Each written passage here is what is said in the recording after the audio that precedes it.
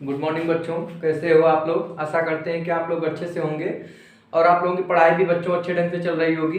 बच्चों, आज हम लोग रसायन विज्ञान का जो टॉपिक चल रहा था अर्थात रेडॉक्स अपक्रिया जो चल रही थी उसी को आगे बढ़ाते हैं। इसमें ऑलरेडी हम लोग 7 पार्ट पढ़ चुके हैं। आज इसका 8वां पार्ट और लगभग अंतिम पार्ट ही कहा जा सकता है। इसको आज हम लोग पढ़ेंगे और आज के इस लेक्चर में हम लोग ऑक्सीकरण संख्या को निकालना तो सीख ही गए हैं। हम लोग समीकरण को संतुलित करना सीख रहे थे, जिसमें हमने आपको रेडॉक्स अपक्रिया को संतुलित करने के 2 मेथड बताए थे।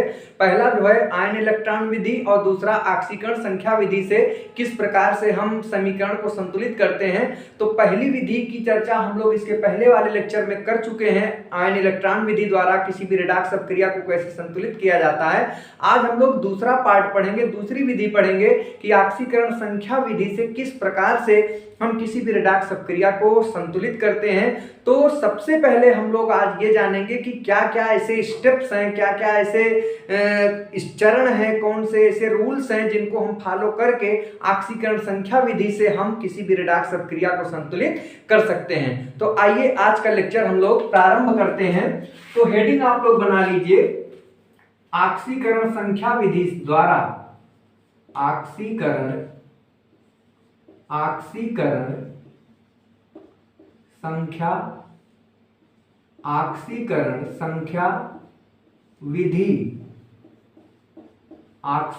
संख्या विधि द्वारा रेडॉक्स अपक्रिया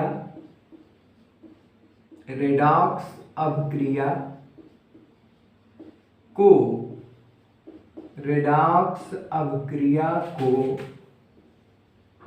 बैलेंस करना या संतुलित करना, ये दूसरा मेथड है।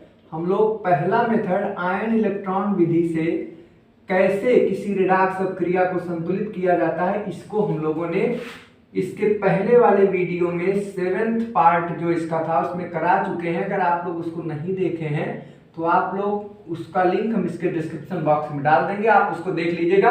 क्योंकि एग्जाम में आपसे रेडॉक्स अपक्रिया को बैलेंस करने के लिए कहता है तो कभी आयन इलेक्ट्रॉन विधि से देता है और कभी ऑक्सीकरण संख्या विधि से देता है। तो आपको दोनों विधियां पता होनी चाहिए। इसलिए हम लोग इसके पहले वाले लेक्चर में पहली विधि यानी आयन इलेक्ट्रॉन विधि को हम लोग देख लिए, बड़े अच्छे से देखे, बहुत सारे एग्जाम्पल्स भी हमने देखे।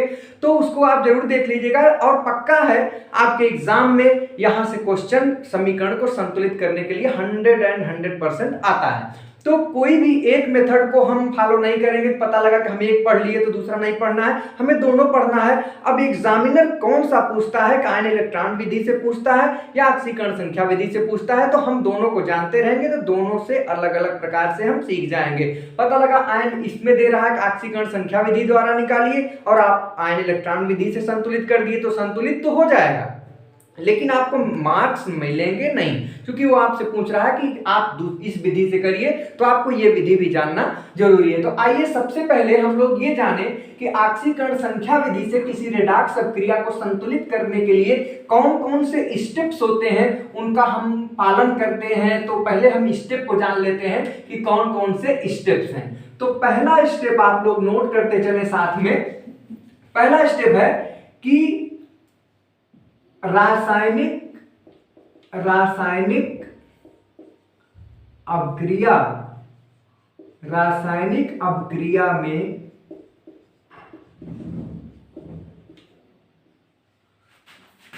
यह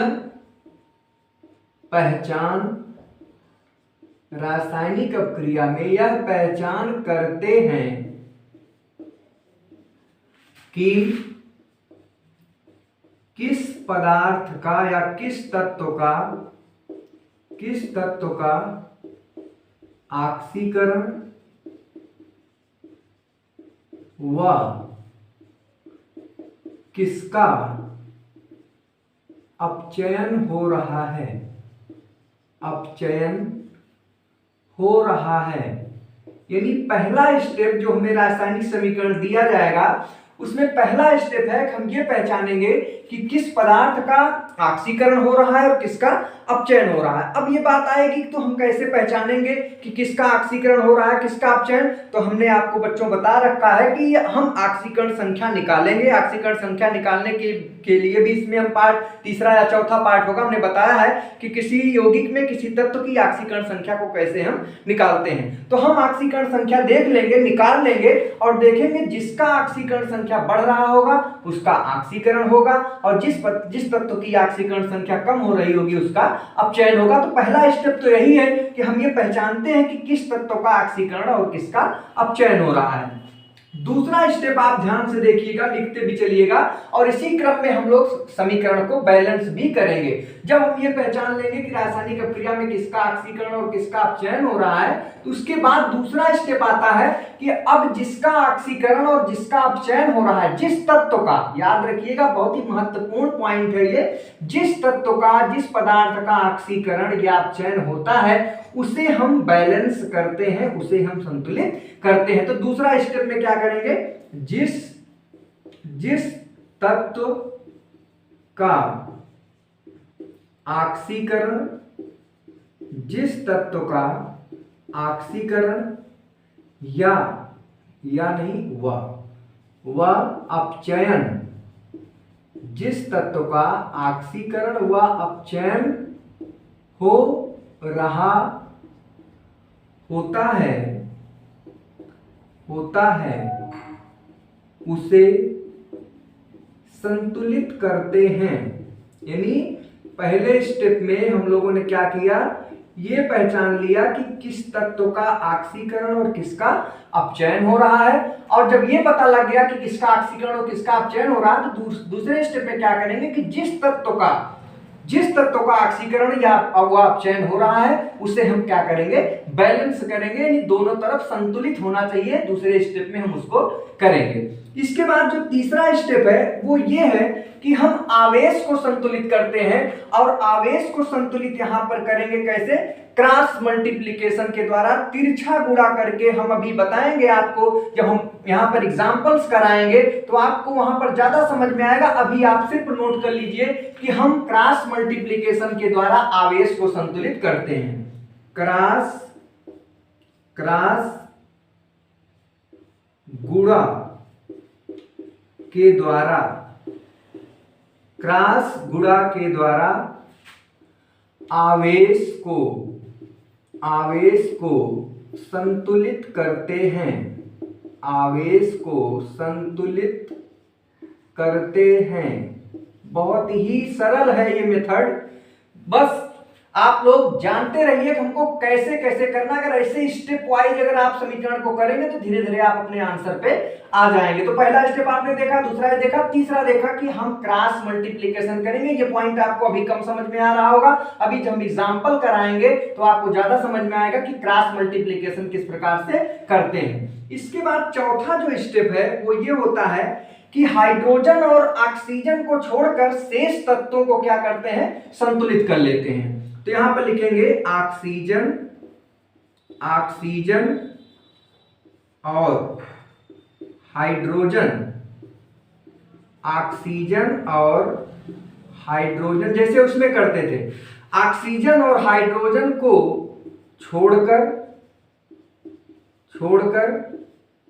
शेष जो बचे हैं, शेष तत्वों को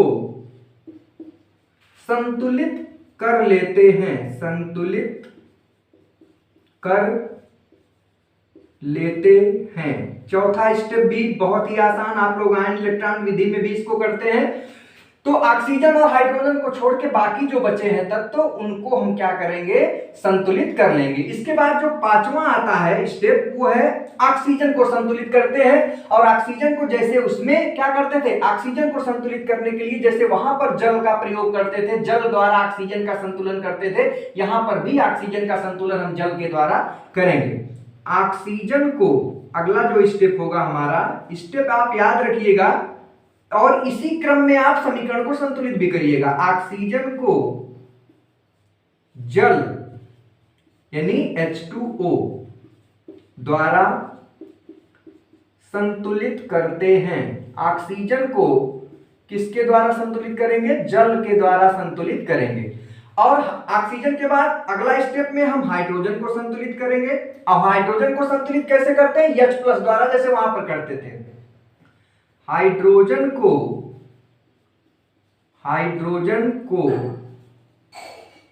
H+ द्वारा संतुलित करते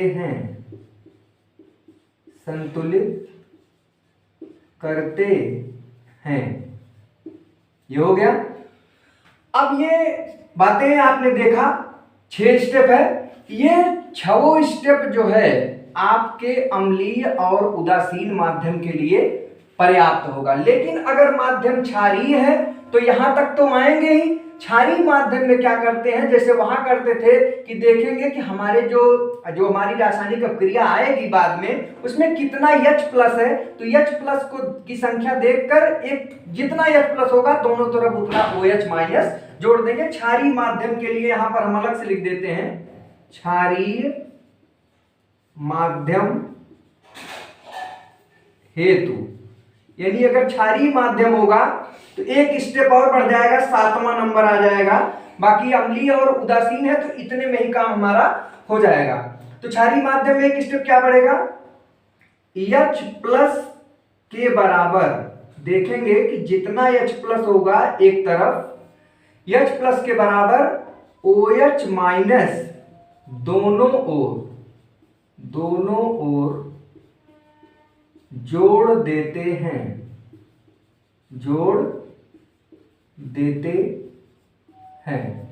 ये आपका स्टेप है कि अगर मान लीजिए अभिक्रिया अम्लीय माध्यम में या उदासीन माध्यम में हो रहा है तो हम यहीं पर आकर रुक जाएंगे, हमारी सब अपक्रिया संतुलित मानी जाएगी। लेकिन अगर क्षारीय माध्यम में आ रहा है तो एक स्टेप 7वां नंबर और बढ़ जाएगा। और उसमें होता क्या है कि देखेंगे कि अभिक्रिया में कितना H+ आया है तो उतना ही H+ दोनों तरफ हम जोड़ देते हैं। ये हम वहां पर भी यही बताए थे जब अर्ध अपक्रिया में जब बता रहे थे, आयन इलेक्ट्रॉन विधि द्वारा बता रहे थे, तो वहां भी ये स्टेप मैंने आपको बताया था। एक बात और आपको यहां पर नोट कर लेना चाहिए, चाहे नोट लगा के लिख ले, कि अगर रासायनिक अपक्रिया में H+ आए यानी H+ मतलब अम्लीय माध्यम, या OH- आए यानी क्षारीय माध्यम, या H2O कहीं पर लिखा हुआ मिल जाता है, तो जब हम समीकरण को संतुलित करते हैं तो ये तीनों को हम पहले हटा देते हैं, अर्थात इनसे हमें कोई मतलब नहीं होता है। तो उसको भी हम नोट करके यहां पर लिख लेते हैं, जरूरत पड़ेगी तो आप लोग भी नोट लगा के एक ठो लिख लीजिए। क्या नोट रहेगा हमारा? अभिक्रिया को संतुलित करते समय, अभिक्रिया को संतुलित करते समय आए हुए H+ नीचे लिख देते हैं, आए हुए H+ कामा OH- तथा H2O यानी जल को हटा देते हैं। क्यों?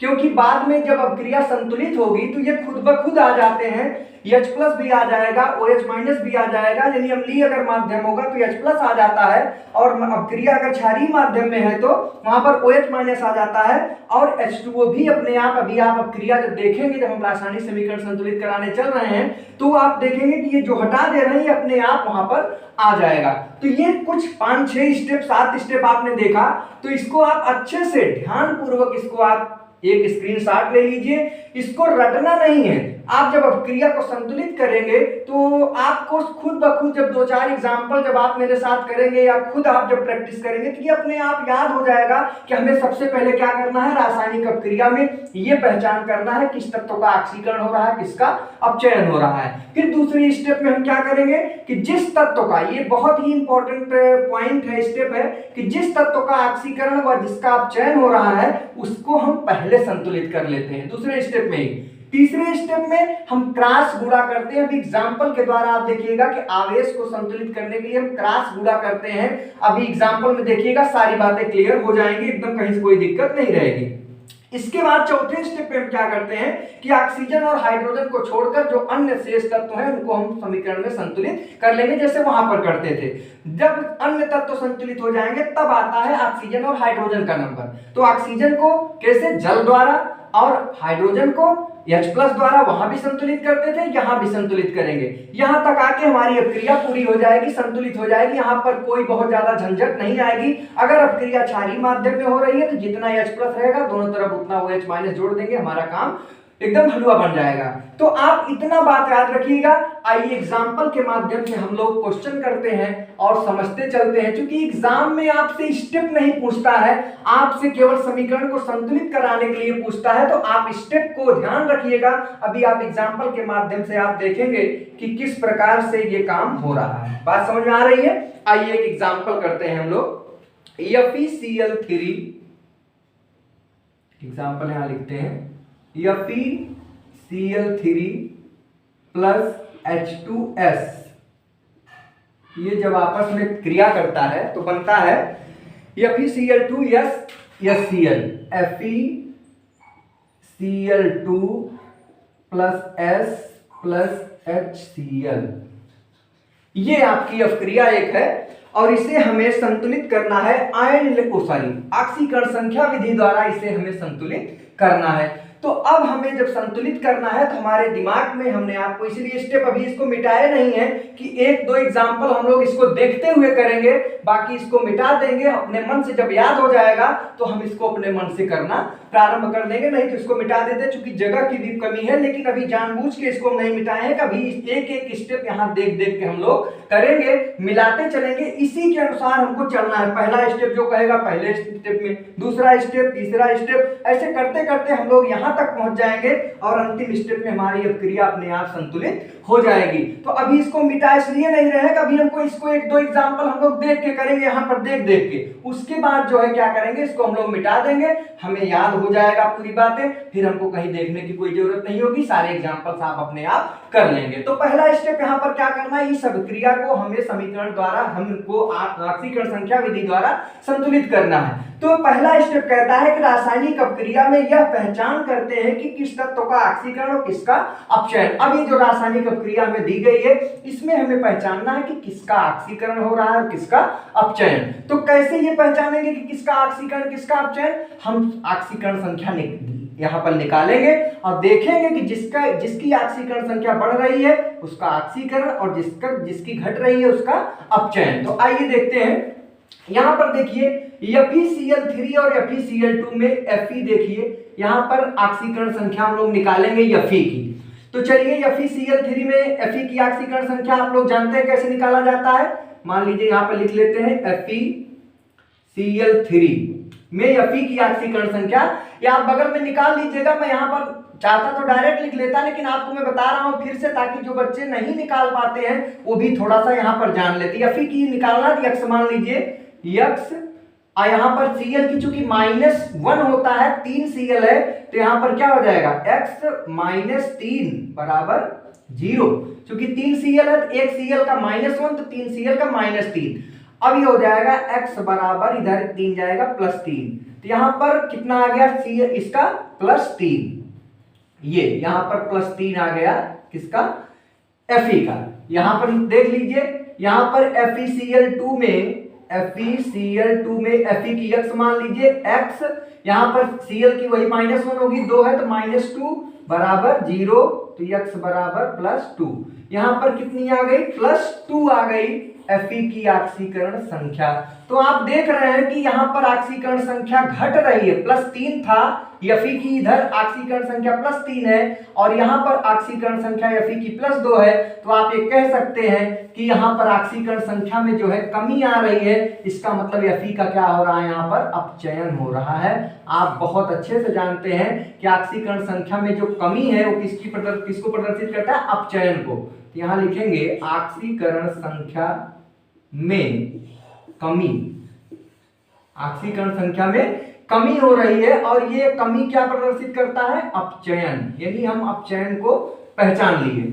अब आइए देखते हैं यहां पर इसमें H2S में, यहां पर देखिए यस की ऑक्सीकरण संख्या कितनी होगी और यहां पर यस, यहां पर देखिए सल्फर अकेला है, क्योंकि यहां पर स्वतंत्र अवस्था में है, तो स्वतंत्र अवस्था में हमने आपको नियम बताया था, पहले ही लेक्चर में बताया था, किसी तत्व की स्वतंत्र अवस्था में ऑक्सीकरण संख्या शून्य होती है, तो यहां पर सल्फर की ऑक्सीकरण संख्या शून्य हो जाएगी।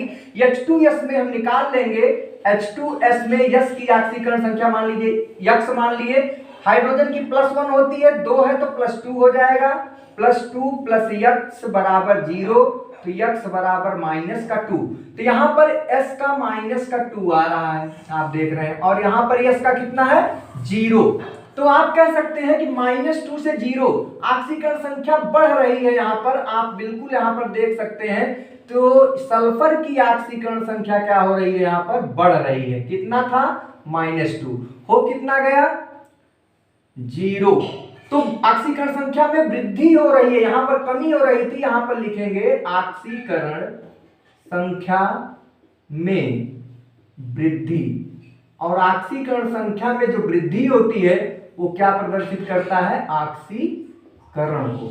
समझते चलिए, पहला स्टेप अभी चल रहा है पहचानने वाला कि किसका ऑक्सीकरण और किसका अपचयन हो रहा है। तो पहला स्टेप हमने पहचान लिया कि यहां पर देख रहे हैं कि FeCl3 में Fe का क्या हो रहा है, अपचयन हो रहा है, यहां पर अपचयन आप देख रहे हैं, ऑक्सीकरण संख्या में कमी आ रही है, तो यहां पर इसका अपचयन हो रहा है Fe का, Cl से में कोई मतलब नहीं है, हमें Fe से मतलब है कि Fe की ऑक्सीकरण संख्या यहां पर क्या है, कम हो रही है, तो Fe का अपचयन हो रहा है। यहां पर सल्फर का देखिए -2 से 0 हो जा रहा है, बढ़ रहा है, इसका मतलब यहां पर H2S में यस का ऑक्सीकरण हो रहा है, सल्फर का ऑक्सीकरण हो रहा है। तो हमने पहला स्टेप जो है पहचान लिया कि किसका जो है ऑक्सीकरण और किसका अपचयन हो रहा है, तो पहला स्टेप हमने यहां पर कर लिया। अब दूसरा स्टेप क्या कह रहा है कि जिस तत्व का ऑक्सीकरण व अपचयन हो रहा है उसे संतुलित कर लेते हैं। दूसरे स्टेप में हम बच्चों क्या करेंगे, जिसका ऑक्सीकरण और अपचयन हो रहा है उसे हम संतुलित कर लेंगे। आइए संतुलित कर लेते हैं। तो दूसरे स्टेप में क्या करेंगे, ये जो आपका समीकरण है किसका ऑक्सीकरण हो रहा है या किसका अपचयन, ऑक्सीकरण हो रहा है सल्फर का, सल्फर कितने हैं इधर, एक, यहां पर एक, ये संतुलित है, और अपचयन किसका हो रहा है, आयरन का, Fe का, Fe भी कितना है इधर एक और इधर एक, इसका मतलब समीकरण में जिस तत्व का ऑक्सीकरण और अपचयन हो रहा है वो पहले से ही संतुलित है। तो कहने का मतलब दूसरे स्टेप में हमको कुछ नहीं करना है, कुछ नहीं इसमें दिमाग लगाना, केवल उतार देना है। उतार इसलिए देना है कि हमें दूसरा स्टेप दिखाई देता रहे, क्योंकि स्टेप आप जरूर लिखा करिए, नहीं तो आपका नंबर कट जाएगा। FeCl2 + S + HCl, दूसरा स्टेप हो गया, हम ऐसे ही लिख दिए। पहले स्टेप में हमने पहचान लिया कि किसका ऑक्सीकरण और किसका अपचयन, Fe का अपचयन हो रहा है और सल्फर का यानी यस का ऑक्सीकरण हो रहा है। फिर दूसरे स्टेप में हमने क्या कर, इसीलिए स्टेप को इसी के सामने लिख रहे हैं ताकि क्लियर होता चले। ये पहला स्टेप था और ये आपका दूसरा स्टेप है। अब दूसरे के बाद तीसरे स्टेप में क्या किए, तीसरे स्टेप में क्या करना है, क्रॉस गुणा द्वारा हमें क्या करना है, संतुलित करना है। अब हम यहां पर थोड़ा सा दिमाग लगाएंगे, यहां पर कि क्रॉस गुणा क्या करेंगे, कैसे करेंगे, यहां पर ध्यान से आपको सुनना है। आइए देखते हैं। यहां पर आपने देखा था कि यहां पर Fe की ऑक्सीकरण संख्या कितनी है, +3 थी, और यहां पर Fe की कितनी है, +2 है। तो यहां पर ऑक्सीकरण संख्या में कमी जो हो रही है वो कितने का हो रहा है, चेंज जो आ रहा है, मार्कर बच्चा चलते रहो, धोखा मत दो। चलिए, ऑक्सीकरण संख्या में यहां पर कमी जो चेंज आ रहा है, ऑक्सीकरण संख्या में जो परिवर्तन आ रहा है, +3 से +2 हो जा रहा है, किसका, Fe का। यहां पर Fe का कितना था, पहले +3 था, +3 से कितना हो गया, +2, तो चेंज कितने का है, 1 का चेंज आ रहा है। तो यहां पर लिखेंगे कितने का चेंज आ रहा है, ऑक्सीकरण संख्या में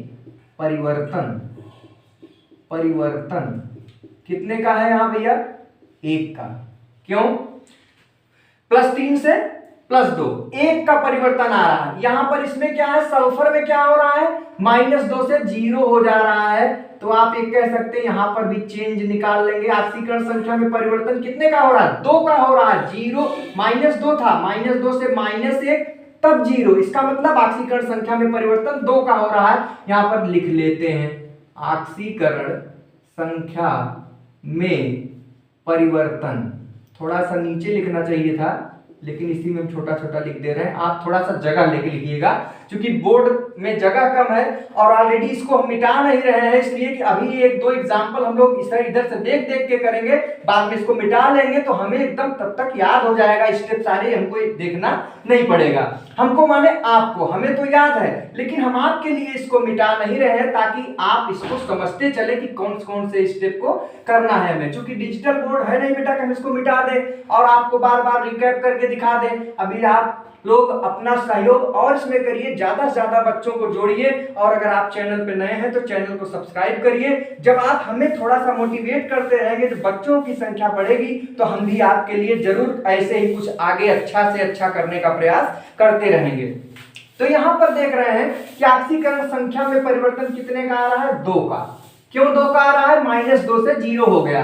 अब यहां पर क्या करेंगे, यहां पर हमने तीसरे स्टेप में क्या लिखा है, क्रॉस गुणा द्वारा आवेश संतुलित करते हैं। तो क्रॉस गुणा करते कैसे हैं, जैसे मान लीजिए इसमें और इसमें कितने, ये दोनों एक साथ है, इसी का ऑक्सीकरण हुआ है तो इसमें 2 का चेंज है, और यफी वाले में क्या है, 1 का चेंज है। तो क्रॉस गुणा का मतलब है कि जैसे इसमें 2 का चेंज है, इसमें 1 का चेंज है, तो जहां 2 का चेंज है, जैसे इस सल्फर में 2 का चेंज है और यफी में 1 का चेंज है, तो यफी वाले में हम 1 से गुणा कर देंगे और सल्फर वाले में हम 2 से गुणा कर देंगे। क्रॉस गुणा का मतलब एकदम समझ लीजिए कि जितना परिवर्तन होता है ऑक्सीकरण संख्या में, जितना परिवर्तन हुआ रहता है उसको, जैसे मान लीजिए ये सल्फर है यहाँ पर, इसी की ऑक्सीकरण संख्या में परिवर्तन यहाँ पर आप देख रहे हैं, ऑक्सीकरण हो रहा था। अच्छा, परिवर्तन कितने का है, 2 का हो रहा है, -2 से 0 हो रहा था, 2 का परिवर्तन। तो ये 2 का परिवर्तन सल्फर में हो रहा है और यफी में 1 का परिवर्तन +3 से +2 हो गया। तो क्या करते हैं कि इसका उसके साथ गुणा और उसका इसके साथ गुणा। तो हम करेंगे क्या, ये यस वाले में 2 का परिवर्तन हो रहा है और इसमें 1 का, तो 1 वाला परिवर्तन हम यस से गुणा कर देंगे जहां पर यस होगा, और 2 वाले से गुणा हम यफी वाले में कर देंगे। तो तीसरा स्टेप हमें क्रॉस गुणा हो जाएगा। तो यफी वाले में हमें कितना करना है, यफी वाले में हमें 2 से करना है, क्योंकि यस वाले में कितने से करना है, 1 से, 1 आया है और इसमें 2 आया है, तो इसमें हम 2 से गुणा यफी वाले में करेंगे। तो तीसरा स्टेप क्या होगा हमारा, तीसरा स्टेप हो जाएगा, इसमें 2 से करना है 2FeCl3, इसमें और इसमें 1 से गुणा करना है, तो 1 से गुणा करेंगे तो वही होगा, +H2S। सल्फर वाले में 1 से करना है, चूंकि यहां पर 1 आया है, इसमें 1 से करेंगे, ये H2S प्लस इसमें तो यफी वाले में 2 से करना ही है, 2FeCl2, और सल्फर वाले में 1 से करना है, 1 लिखते नहीं है, +S+HCl। तीसरा स्टेप हमारा हो गया। क्रॉस गुणा यही है, एकदम कंफर्म कर लीजिएगा कि तीसरे स्टेप में हम क्रॉस गुणा करते हैं। और क्रॉस गुणा कैसे करते हैं, पहले ऑक्सीकरण संख्या में परिवर्तन निकाल लेते हैं, ऑक्सीकरण का भी अपचयन का भी, फिर ऑक्सीकरण वाले में जितना परिवर्तन रहेगा उसको अपचयन वाले से गुणा करा देंगे, अपचयन वाले में जितना परिवर्तन रहेगा उसको ऑक्सीकरण वाले में गुणा करा देंगे। ये हो गया क्रॉस गुणा। अब आप जो बेकार एग्जांपल और देखेंगे तो एकदम क्लियर हो जाएगा, बात एकदम स्पष्ट होती जाएगी। अब अगला स्टेप क्या कहता है कि ऑक्सीजन और हाइड्रोजन को छोड़कर शेष तत्वों को संतुलित करिए। 3 स्टेप हो गया, 1 2 3। अब चौथा स्टेप कहता है कि ऑक्सीजन और हाइड्रोजन को छोड़ के चौथे स्टेप में सबको बैलेंस कर लीजिए भैया। तो ऑक्सीजन और हाइड्रोजन, ऑक्सीजन का तो कहीं लोचा है ही नहीं है, देख लीजिए, तो जो नहीं है आराम से छुट्टी मिल गई।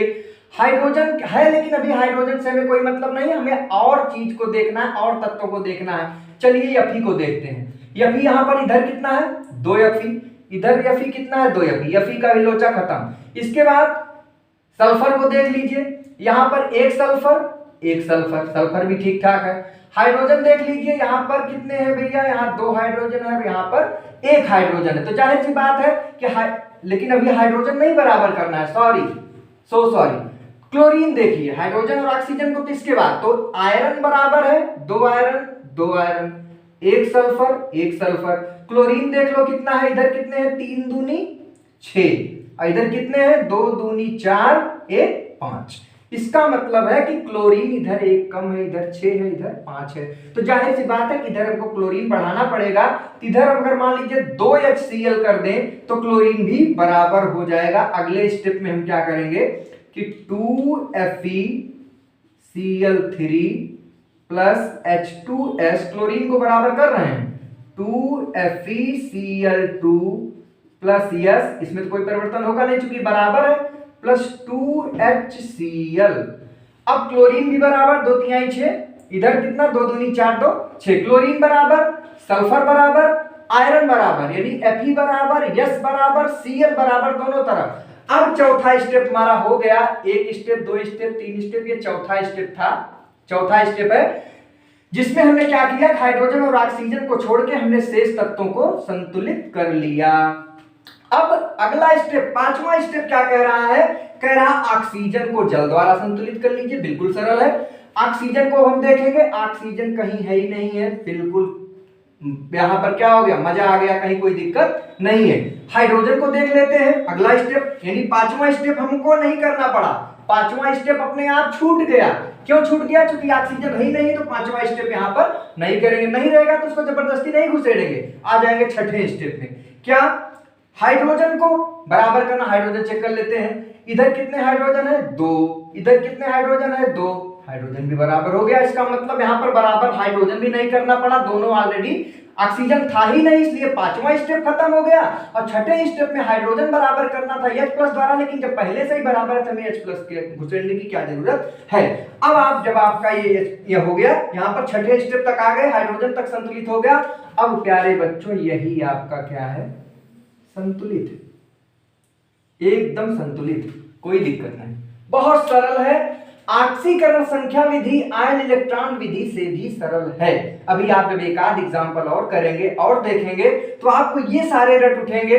पहले स्टेप में हमें पहचानना है कि किसका ऑक्सीकरण किसका अपचयन हो रहा है। दूसरे स्टेप में जिसका ऑक्सीकरण अपचयन हो रहा है उसको हम पहले संतुलित कर लेते हैं। तीसरे स्टेप में क्या करते हैं, क्रॉस गुणा द्वारा आवेश बराबर करते हैं। तीसरे स्टेप को थोड़ा सा हमें ध्यान देना पड़ता है, क्रॉस गुणा, हम जो ऑक्सीकरण संख्या में परिवर्तन होता है दूसरे स्टेप में ऑक्सीकरण संख्या में परिवर्तन निकाले रहेंगे। जैसे यहाँ पर ऑक्सीकरण संख्या Fe का यहाँ पर परिवर्तन कितने का, 1 था, +3 से +2 हो गया था, 1 में परिवर्तन। यहां पर सल्फर में क्या हुआ था, -2 से 0 हो गया था। इसका मतलब ऑक्सीकरण संख्या में परिवर्तन कितने का है, 2 का परिवर्तन है। इसलिए अब हम यहां पर क्या करेंगे कि क्रॉस गुणा द्वारा, जैसे इन दोनों में 2 का परिवर्तन और इसमें 1 का परिवर्तन, तो 2 का परिवर्तन इसमें है और 1 का परिवर्तन इसमें, तो इसका मतलब इन जिसमें 1 का परिवर्तन रहेगा उसमें 2 से गुणा करेंगे और जिसमें 2 का परिवर्तन रहेगा उसको 1 से गुणा करेंगे। यही क्रॉस गुणा है, यानी इसका वाला उसमें गुणा, उसका वाला इसमें गुणा।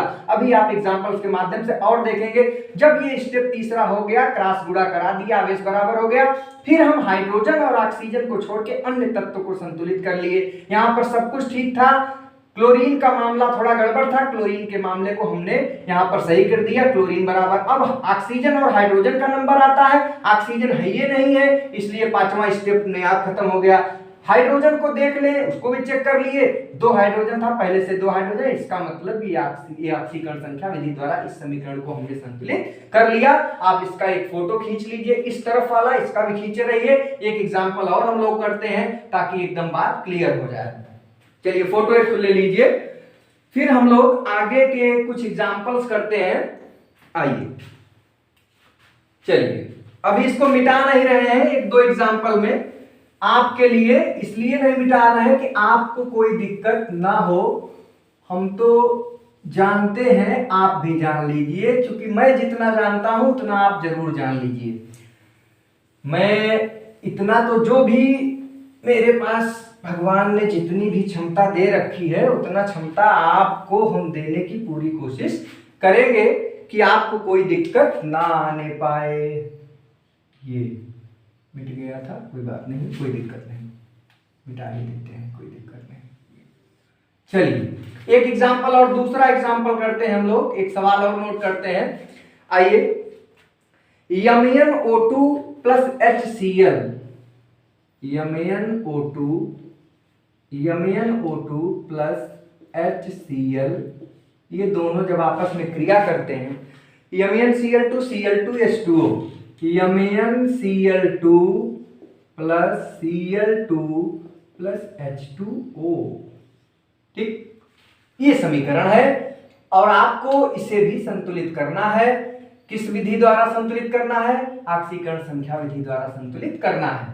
तो हमें फिर यही चीज पकड़ना है। अभी अभी हमने देखो आपको नोट में एक बात लिखाया था, इसलिए मैंने इसको मिटाया नहीं। आप याद रखिएगा, एक दो एग्जांपल में इसको हम चलने देते हैं ताकि आपको कोई दिक्कत हो तो तुरंत आप इधर देख लें। लेकिन ये आप प्रैक्टिस जब आप इतना कर लेंगे, दो चार सवाल जब आप खुद से लगा लेंगे, तो आपको ये देखने की जरूरत नहीं पड़ेगी। आप खटाखट करते चले जाएंगे। जैसे अभी इसके पहले वाले एग्जांपल में आपने जो किया, इसमें आपको काफी मदद मिलेगी। आप थोड़ा कोशिश कर सकते हैं कि क्या करना है। जैसे मैंने इसमें नोट में लिखाया है कि अभिक्रिया को संतुलित करते समय आए हुए H+, अगर अभिक्रिया में कहीं H+ दिखाई दे तो उसको हटा दीजिए, OH- है उसको भी हटा दीजिए, या जल, यहां पर देखिए H और OH तो नहीं लेकिन जल है, तो दूसरे स्टेप में क्या, इसको हम ना मान के चलेंगे। याद रखिएगा, इसको हम ना मान का भी ये खुद ही आ जाएगा। इसको अभी हम गोला बना देते हैं, क्योंकि बार बार इसको लिखने की जरूरत नहीं है, ये अभी खुद ब खुद आ जाएगा। आप देखिएगा कि इसको हटा के ही काम करेंगे, हमें इन्हीं लोगों से मतलब है। अब हमें क्या करना है, अपना पहला स्टेप फॉलो करना है। पहला स्टेप क्या है? रासायनिक अभिक्रिया में पहचान करना है कि किसका ऑक्सीकरण और किसका अपचयन हो रहा है। तो ऑक्सीकरण और अपचयन अभी वही मेथड फिर करेंगे। पहले ऑक्सीकरण संख्या, जैसे यहाँ पर MnO2 में Mn की ऑक्सीकरण संख्या निकालेंगे और MnCl2 में यहाँ पर Mn की निकालेंगे। निकाल लेते हैं, क्या हो रहा है देख लेते हैं। MnO2 में Mn की ऑक्सीकरण संख्या X मान लेते हैं, X, और ऑक्सीजन की चूंकि -2 होती है तो 2 ऑक्सीजन है तो -4 हो जाएगा बराबर 0, तो X बराबर +4। यहां पर देख लीजिए इस Mn में क्या पोजीशन है, MnCl2 में Mn की X मान लेते हैं, क्लोरीन की -1 होती है, 2 क्लोरीन है तो -2 हो जाएगा बराबर 0, X बराबर +2। यानी यहां पर Mn की ऑक्सीकरण संख्या +4 से +2 हो जा रही है। यहां पर +4, ये +4 है, +4 और +2 मिटा देते हैं इसको हम आपको डायरेक्ट भी हम लिख सकते हैं, लेकिन आपको इसलिए बता देते हैं कि आप कुछ लोग ऐसे भी होंगे जो आलसी प्रवृत्ति के होंगे, वो भी ऑक्सीकरण संख्या वाला भी वीडियो नहीं देखे होंगे।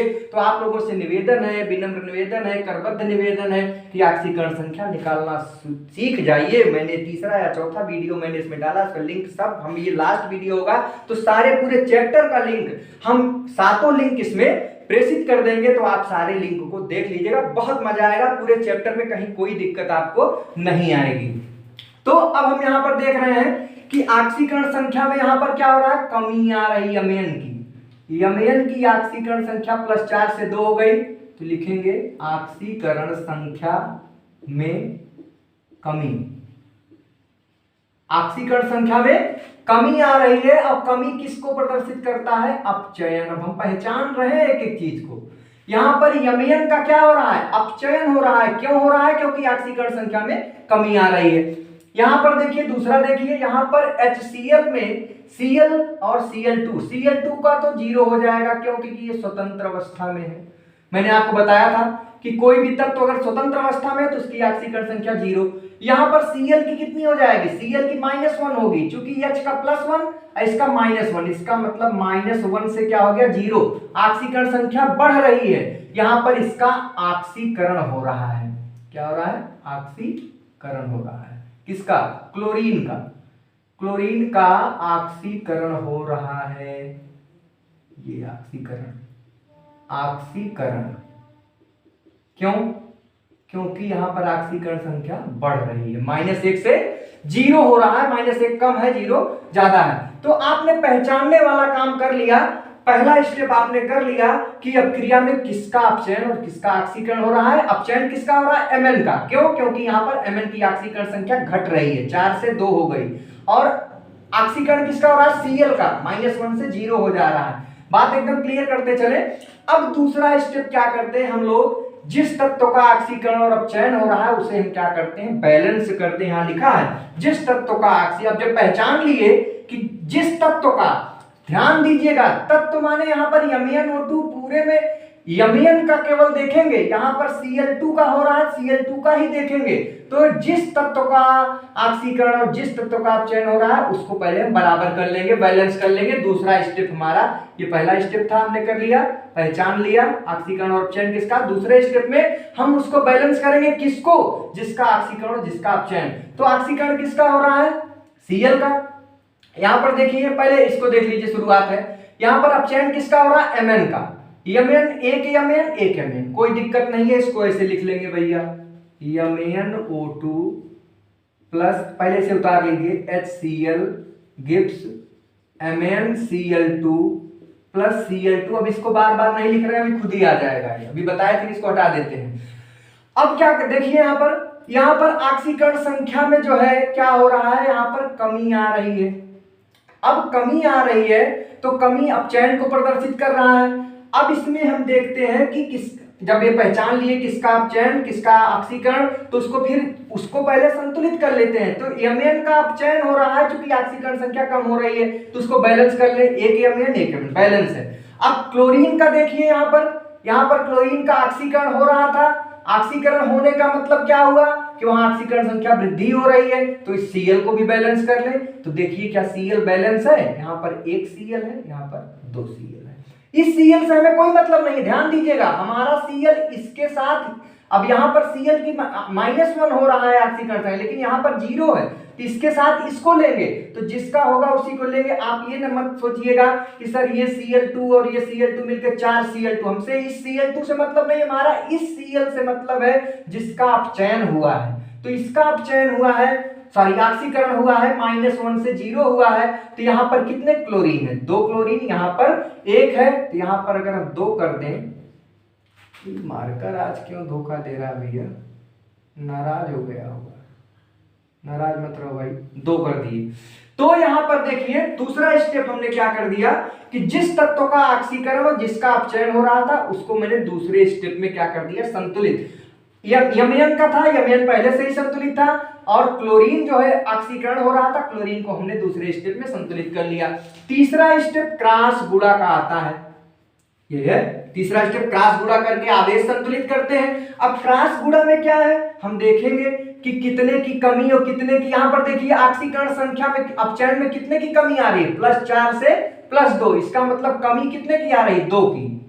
कमी बराबर कितने की है, चेंज कितने की आ रही है, यहां पर लिख लीजिए, ऑक्सीकरण संख्या में कमी, यहां पर +4 था, +4 से +2 हो गया, तो इसका मतलब कमी हो रहा है। यहां पर ये ऑक्सीकरण संख्या में कमी, कितने का चेंज है, कितने का परिवर्तन है, कमी की जगह परिवर्तन लिख लीजिए, क्योंकि कमी ऊपर लिखे हैं, परिवर्तन, कितने का परिवर्तन हो रहा है, +4 से +2 यानी 2 का परिवर्तन, 2 का परिवर्तन। और इसमें क्या हो रहा है, ध्यान से देखें, हमारी बात को सुने, Cl में क्या था, -1 से 0, तो 1 Cl यानी 1 की कमी आ रही थी। आप ध्यान दीजिएगा, थोड़ा सा यहां पर ध्यान आपको देने की जरूरत है।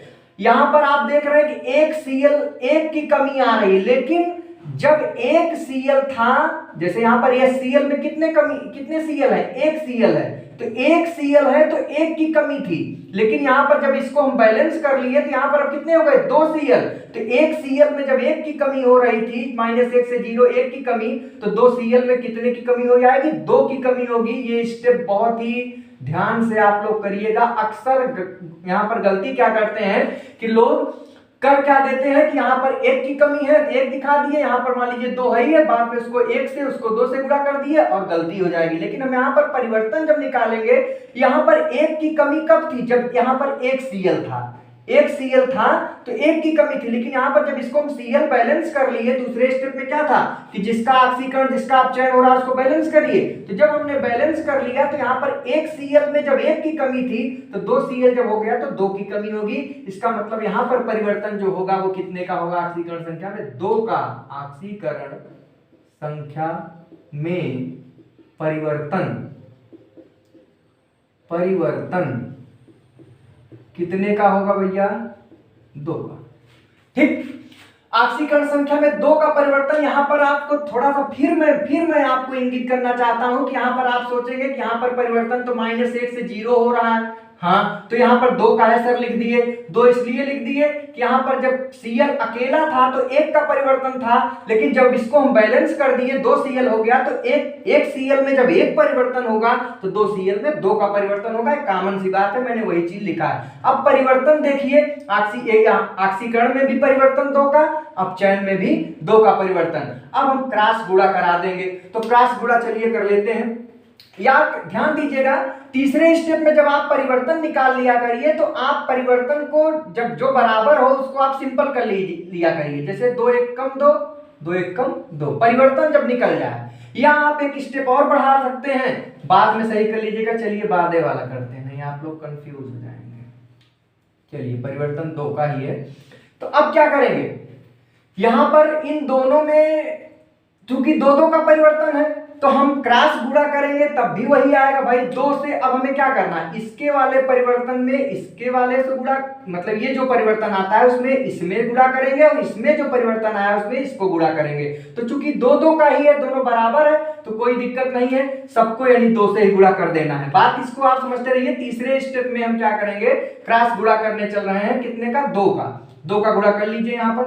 तो 2 का गुणा करेंगे तो 2 MnCO2 प्लस 2 दूनी 4 HCl Gibbs 2 MnCl2 plus 2 Cl2। तीसरा स्टेप आपका प्यारे बच्चों हो गया। तीसरा स्टेप आपका हो गया। कैसे हो गया, 2 का परिवर्तन था, 2 का यहां पर इन दोनों में भी 2 का, इन दोनों में भी 2 का परिवर्तन था। अब इसके वाले 2 को इसके वाले 2 में गुणा कर देंगे, इसके वाले 2 को इसके वाले 2 में। क्योंकि 2 ही संख्या सेम थी इसलिए कोई दिक्कत नहीं आई, हमने कर दिया। पहले से 2 था तो 2 दूनी 4 हो गया। अब ये जो क्रॉस गुणा हो गया, अब आप यहां पर देख रहे हैं कि 2 2 2 करके है। आप चाहे तो यहीं पर 2 से भाग कर दे या इसे रहने दीजिए, भी लास्ट में हम लोग कर लेंगे। चलिए अगला स्टेप क्या है, गुणा क्रॉस गुणा हो गया। इसके बाद ऑक्सीजन और हाइड्रोजन को छोड़कर शेष तत्व को हम संतुलित करेंगे। तो ऑक्सीजन और हाइड्रोजन देखिए, ऑक्सीजन और हाइड्रोजन को नहीं छुएंगे। और तत्व में देखिए, पहले Mn देख लीजिए, 2 Mn है, 2 Mn का मात्रा सही है। क्लोरीन को देखिए, कितने क्लोरीन है, यहां पर 4 क्लोरीन है और यहां पर 2 दूनी 4 और 2 दूनी 4, 8 क्लोरीन हो गए।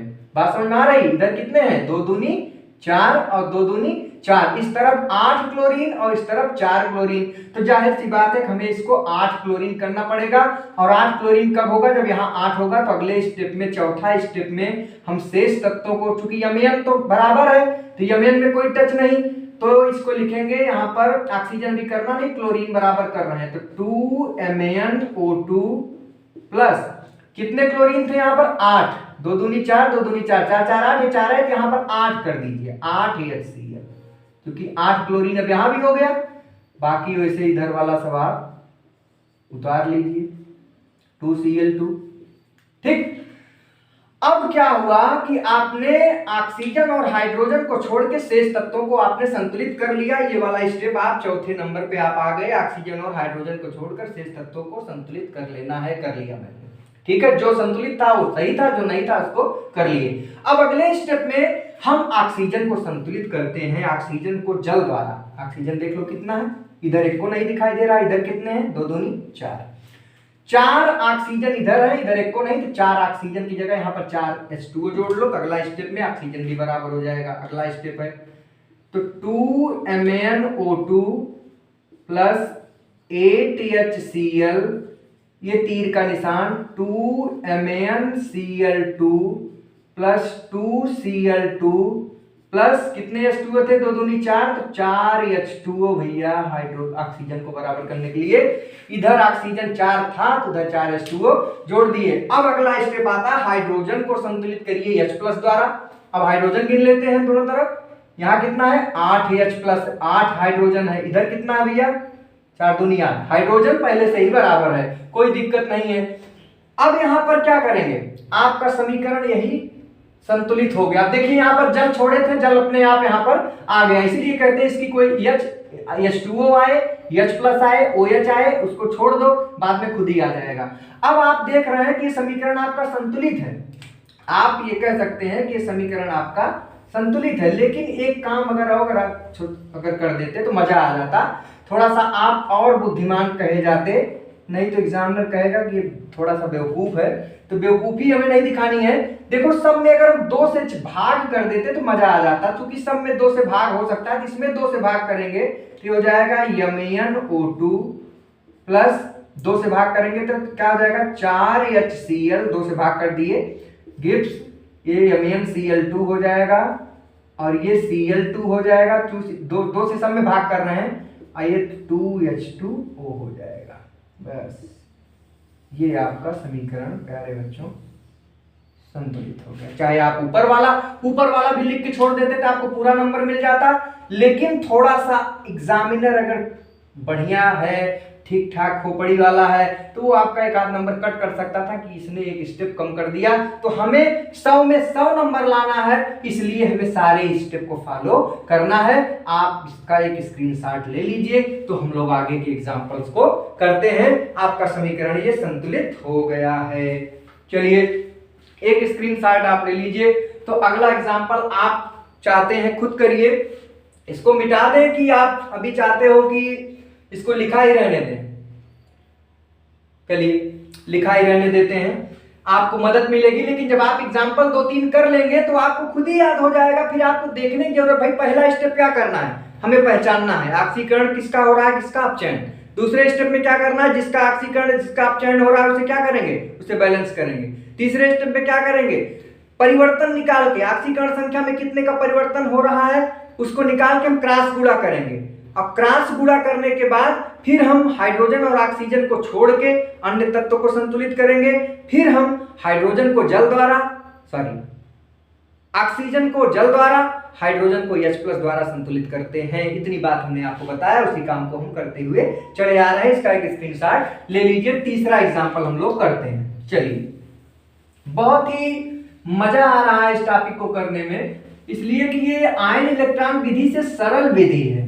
यहाँ पर ज्यादा झंझट नहीं, वहां पर हम लोग अर्धक्रिया बनाते थे, बहुत सारी दिक्कत आती थी। यहाँ पर हमें कुछ करना ही नहीं है। ऑक्सीकरण अपचयन देख के कि किसका ऑक्सीकरण और किसका अपचयन हो रहा है, तुरंत हम क्या करते हैं, उसको हम करना शुरू कर देते हैं। चलिए आइए एक एग्जांपल और,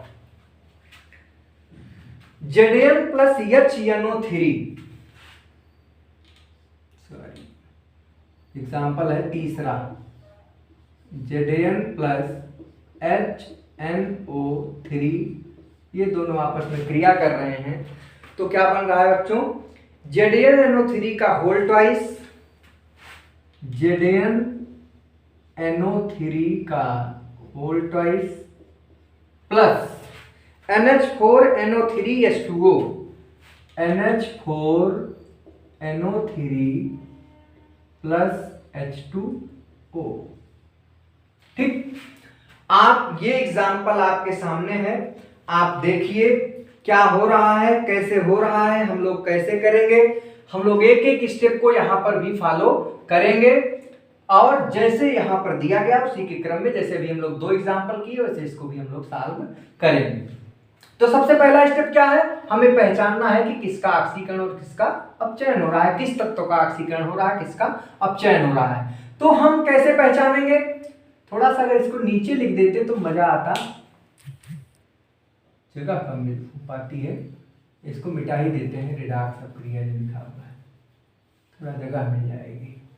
पार्ट 8 तो आप लोग जानते ही हैं, कोई बहुत बड़ी बात नहीं, इसको हम मिटा देंगे, थोड़ा सा लिखने में मजा आएगा। मिट जाओ भैया। चलिए यहां पर क्या करेंगे, किसका ऑक्सीकरण और किसका अपचयन हो रहा है। यहां पर देखिए जिंक अकेला है, जिंक की ऑक्सीकरण संख्या कितनी होगी, क्योंकि स्वतंत्र अवस्था में है तो 0। यहां पर ZnNO3 में Zn की निकाल, जब यहां पर जिंक लिए यहां पर Zn हम लेंगे, इसकी ऑक्सीकरण संख्या निकालेंगे कितनी होगी, यहां तो 0 हो गया। जैसे ZnNO3 का होल ट्वाइस इसमें Zn का निकालना है। हमने आपको बता रखा है कि NO3 के ऊपर -1 लगा होता है, इसका मतलब पूरे NO3 की ऑक्सीकरण संख्या -1 होती है, -1 याद रखो, याद रखना है इसको, आप याद रखा करिए। NO3 अकेला होता है, मूलक है, NO3 के ऊपर एक माइनस लगा होता है, इसका मतलब NO3 माइनस जो है इसके ऊपर ऑक्सीकरण संख्या -1 होगी। Zn की निकालेंगे तो यक्स, अब यहां पर चूंकि -1 होगी, 2 है तो -2 हो जाएगी, -2 बराबर 0, तो यक्स बराबर +2। यहां पर जिंक का कितना हो गया, +2। तो जिंक का देख रहे हैं कि 0 से क्या हो जा रहा है, +2, यानी ऑक्सीकरण संख्या क्या हो रही है, बढ़ रही है। इसका मतलब जिंक का ऑक्सीकरण हो रहा है। यहां पर क्या हो रहा है, ऑक्सीकरण। ऑक्सीकरण पहचान रहे हैं कि किसका ऑक्सीकरण और किसका अपचयन, तो जिंक का क्या हो रहा है, ऑक्सीकरण हो रहा है। क्यों, क्योंकि यहां पर ऑक्सीकरण संख्या 0 से +2 हो गई, ऑक्सीकरण संख्या बढ़ रहा है। यहां पर देखिए भैया, यहां पर ये देखना है HNO3 में, देखिए HNO3 अब आपका जो है, यहां पर ये देखना है कि यहां पर जो N है, हाइड्रोजन का तो +1 होता है, ऑक्सीजन का -2 होता है, लेकिन यहां पर नाइट्रोजन का देखना है कि नाइट्रोजन की ऑक्सीकरण संख्या कितनी हो रही है। तो नाइट्रोजन की ऑक्सीकरण संख्या यहां पर कैसे निकाल लेंगे, अगर हम देखें यहां पर, जैसे मान लीजिए यहां पर 3 जगह नाइट्रोजन दिख रहा है, एक यहां है, एक यहां है, एक यहां है। अब प्रश्न ये उठता है कि देखें कि इसके साथ क्या पोजीशन है। यहां पर इसमें तो HNO3 का पहले निकाल लें, HNO3 में N की ऑक्सीकरण संख्या निकाल लें पहले, कितना है, यक्स मान ले, हाइड्रोजन का +1 प्लस एक्स, ऑक्सीजन का -2, तो 3 ऑक्सीजन -6, 3 दूनी 6, -6 बराबर 0, तो x -5 बराबर 0, तो x बराबर +5। यहां पर नाइट्रोजन का कितना है, +5, +5 हो गया, आप निकाल लिए। ऐसे ही आप यहां पर निकाल लीजिए, NO3 माइनस, हमने आपको बताया था NO3 माइनस होता है, तो NO3 माइनस में N की ऑक्सीकरण संख्या अगर आप निकालेंगे, चूंकि NO3 एक साथ है, NO3 माइनस में N की ऑक्सीकरण संख्या आप जो निकालेंगे, तो यहां पर यक्स मान लीजिए, यक्स अब ऑक्सीजन की -2 होती है, तो -6 बराबर -1, और यक्स बराबर हो जाएगा -1 +6, तो यक्स बराबर +5। यहां पर भी +5 आ रहा है, ध्यान दीजिए, यहां पर भी नाइट्रोजन का +5 आ रहा है। इसका मतलब यहां पर ऑक्सीकरण संख्या जो नाइट्रोजन की यहां थी, इसमें नाइट्रोजन की भी +5 है, इसका मतलब यहां पर कोई परिवर्तन नहीं हो रहा। अब इसमें देखेंगे, हमें ये देखना है कि किसका ऑक्सीकरण और किसका अपचयन। जैसे यहां पर Zn तो मिल गया, किसका ऑक्सीकरण संख्या बढ़ रहा है, इसलिए इसको तुम छोड़ दिए, लेकिन अब नाइट्रोजन यहां पर 3 जगह है, तो हम ये देखेंगे कि किसका हो रहा है। यहां पर जैसे इसमें निकाले थे, ये भी 5 था, ये भी 5 है, इसमें इसका मतलब इसका इसके साथ कोई कांटेक्ट नहीं है। इसमें देख लेते हैं, यहां पर देखते हैं क्या, जैसे यहां पर NH4NO3 है। अब हम आपको पहले एक एग्जांपल कराए थे कि NH4NO3 जो एग्जांपल है, ये इसमें NH4 अलग है और NO3 अलग है, बात समझ में आ रही है। तो ये ऐसा नहीं, NH4 के ऊपर +1 होता है और NO3 के ऊपर -1, अभी ऊपर बताए थे, ठीक है ना। ये दो साथ में है, लेकिन ये पूरा एक साथ है और एक पूरा एक साथ है। तो इसमें N की ऑक्सीकरण संख्या निकाल लो, इसमें भी N की, तो दोनों अलग अलग निकलेगा, एक साथ नहीं निकलेगा। ध्यान दीजिएगा, ऐसे एग्जांपल एग्जाम में पूछे जाते हैं। तो NH4 प्लस में N की निकालेंगे, तो यक्स मान लीजिए, यक्स हाइड्रोजन की +1 होती है, 4 है, तो +4 बराबर +1, क्योंकि आवेश इस पर लगा है, +1। अब यहां हो जाएगा x बराबर +1 -4, तो x बराबर -3। इधर तो x बराबर n बराबर कितना आ गया, -3, इसका भी निकाल लो n का। इधर NO3 अभी निकाले थे आप, NO3 माइनस है, n का निकाल लीजिए, x ऑक्सीजन का -2, -6 हो जाएगा, बराबर -1, तो x बराबर -1 +6, तो x बराबर +5। यहां पर भी कितना आ रहा है, +5, इधर +5, इधर +5, इधर इनसे तो कोई मतलब है ही नहीं है, क्योंकि ये परिवर्तन हो ही। यहां पर देखिए ये परिवर्तन हो रहा है, इस नाइट्रोजन का इस नाइट्रोजन में जब परिवर्तन हुआ, तो यहां पर अपचयन दिख रहा है। ध्यान दीजिएगा प्यारे बच्चों, इसको मिटा देते हैं। यहाँ पर थोड़ा समझने वाली बात है। हम यहाँ पर 3 नाइट्रोजन था, तीनों का हमने ऑक्सीकरण संख्या निकाला। क्यों निकाला? पता नहीं किसका कहां पर ऑक्सीकरण कहां पर अपचयन हो रहे, जब तक निकालेंगे नहीं तब तक जानेंगे कैसे। जैसे अब यहाँ पर तो +5 है, अब यहाँ पर भी नाइट्रोजन का +5, इसका मतलब यहाँ कोई परिवर्तन नहीं है, कोई ऑक्सीकरण कोई अपचयन नहीं। यहाँ पर भी आपने देखा NO3 का जब आपने निकाला तो यहाँ पर भी +5, यहाँ पर भी इस NO3 में भी N से कोई मतलब नहीं, यहाँ पर भी बराबर है, ना ऑक्सीकरण ना अपचयन। लेकिन NH4 में आप देख रहे हैं कि +5 से -3 हो गया। तो यहाँ पर क्या आपने देख लिया कि यहाँ पर इसका N का इनका क्या हो रहा है, अपचयन हो रहा है। आपने पहला स्टेप फॉलो कर लिया, पहचान लिए कि किसका ऑक्सीकरण और किसका अपचयन। तो इसमें जिंक का क्या हो रहा है, ऑक्सीकरण हो रहा है, और HNO3 में N का और NH4NO3 में इस N का क्या हो रहा है, अपचयन हो रहा है। ऑक्सीकरण संख्या में कमी आ क्या हो रही है, +5 से -3 हो जा रहा है, कमी आ रही है। अब दूसरा स्टेप क्या कहता है, दूसरे स्टेप को हम लोग परफॉर्म करते हैं।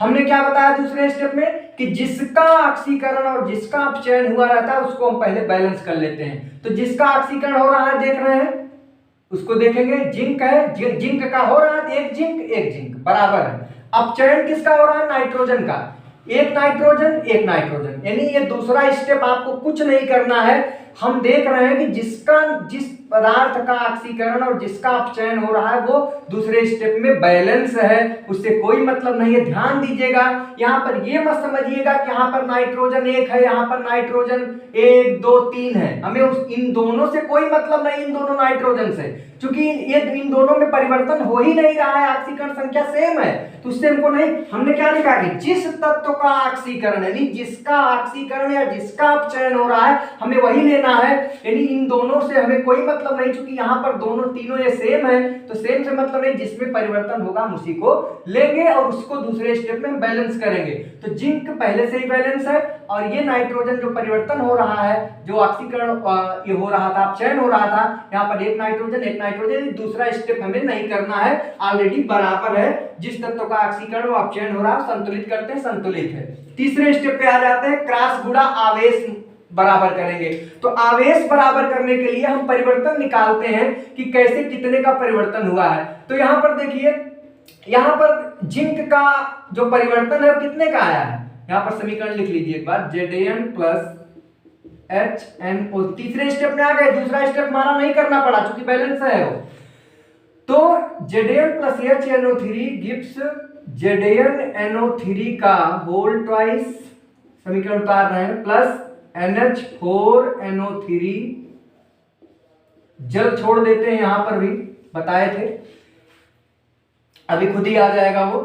तो यहां पर आप देख रहे हैं कि जो जिंक की ऑक्सीकरण संख्या आप देखें कि बढ़ रही, 0 से 2 हो रहा है, तो परिवर्तन कितने का है, ऑक्सीकरण संख्या में परिवर्तन कितने का है भैया, जिंक की ऑक्सीकरण संख्या में कितने का परिवर्तन है, 2 का। यहां पर प्लस माइनस से मतलब नहीं करते हैं, 2 का है। और यहां पर N का जो ऑक्सीकरण संख्या में परिवर्तन यहां से इसके साथ है वो कितने का है, बताइए आप लोग। ये +5 से -3 हो गया, कितने का गैप है, +5 से फिर -4 -3 -2 -1 0, यानी 5 तो इधर, अब प्लस फिर 0 के बाद फिर -1 -2 -3, इसका मतलब +5 से -3 तक कितने का है गैप, 8 का। 8 का परिवर्तन है, ऑक्सीकरण संख्या में परिवर्तन यहां पर जो आ रहा है वो 8 का है। ऑक्सीकरण संख्या में परिवर्तन आप लोग थोड़ा सा ध्यान देंगे तो आप झंडा गाड़ देंगे, 8 का है। आप समझ रहे हैं, -5 से +5 से -3 हुआ तो दोनों के बीच गैप कितने का, 8 का। यहां पर 0 से 2 हुआ तो 2 का गैप है। अब हम क्रॉस गुणा में क्या करते हैं कि ये जहां 2 आया है, जिसमें जिंक वाले में 2 आया है और N वाले में कितना आया है, 8, तो 8 यहां से जिंक, यहां पर जिसमें 8 आया है उसको इसमें गुणा कर दें, जैसे इसमें 8 आया है, इस जिंक वाले में हम 8 से गुणा कर देंगे, अब 2 से गुणा हम इसमें कर देंगे, तो क्रॉस गुणा हो जाएगा। आइए कर लेते हैं। तो जिंक वाले में हमें कितने से करना है, 8 से करना है। चूंकि यहाँ पर n वाले में 8 आया तो इसमें क्रॉस का मतलब दूसरे वाले में फिर करते हैं, इसमें 8 से गुणा कर लीजिए। तो 8 Zn प्लस HNO3 वाले में किसने से करना है, HNO3 और इसमें 2 से करना है तो करते हैं चलिए। 2HNO3 गिव्स जिंक वाले में 8 से ही करना है तो 8 ZnNO3 का होल ट्वाइस प्लस इसमें 2 से ही करना है 2NH4NO3 हो गया क्रॉस गुणा। अब क्रॉस गुणा का मतलब तीसरा स्टेप हो गया, दूसरा स्टेप करना ही नहीं था, करना ही नहीं पड़ा, तीसरा कर लिए हम लोग। चलिए इसमें तीसरा हो गया। चौथा स्टेप क्या कहता है, ऑक्सीजन और हाइड्रोजन को छोड़कर हमें और सब बैलेंस करना है। चलिए बैलेंस कर लेते हैं। यहां पर देखिए पहले जिंक कर लीजिए, कई जिंक यहां पर कितने जिंक है, 8 Zn 8 Zn जिंक बराबर है।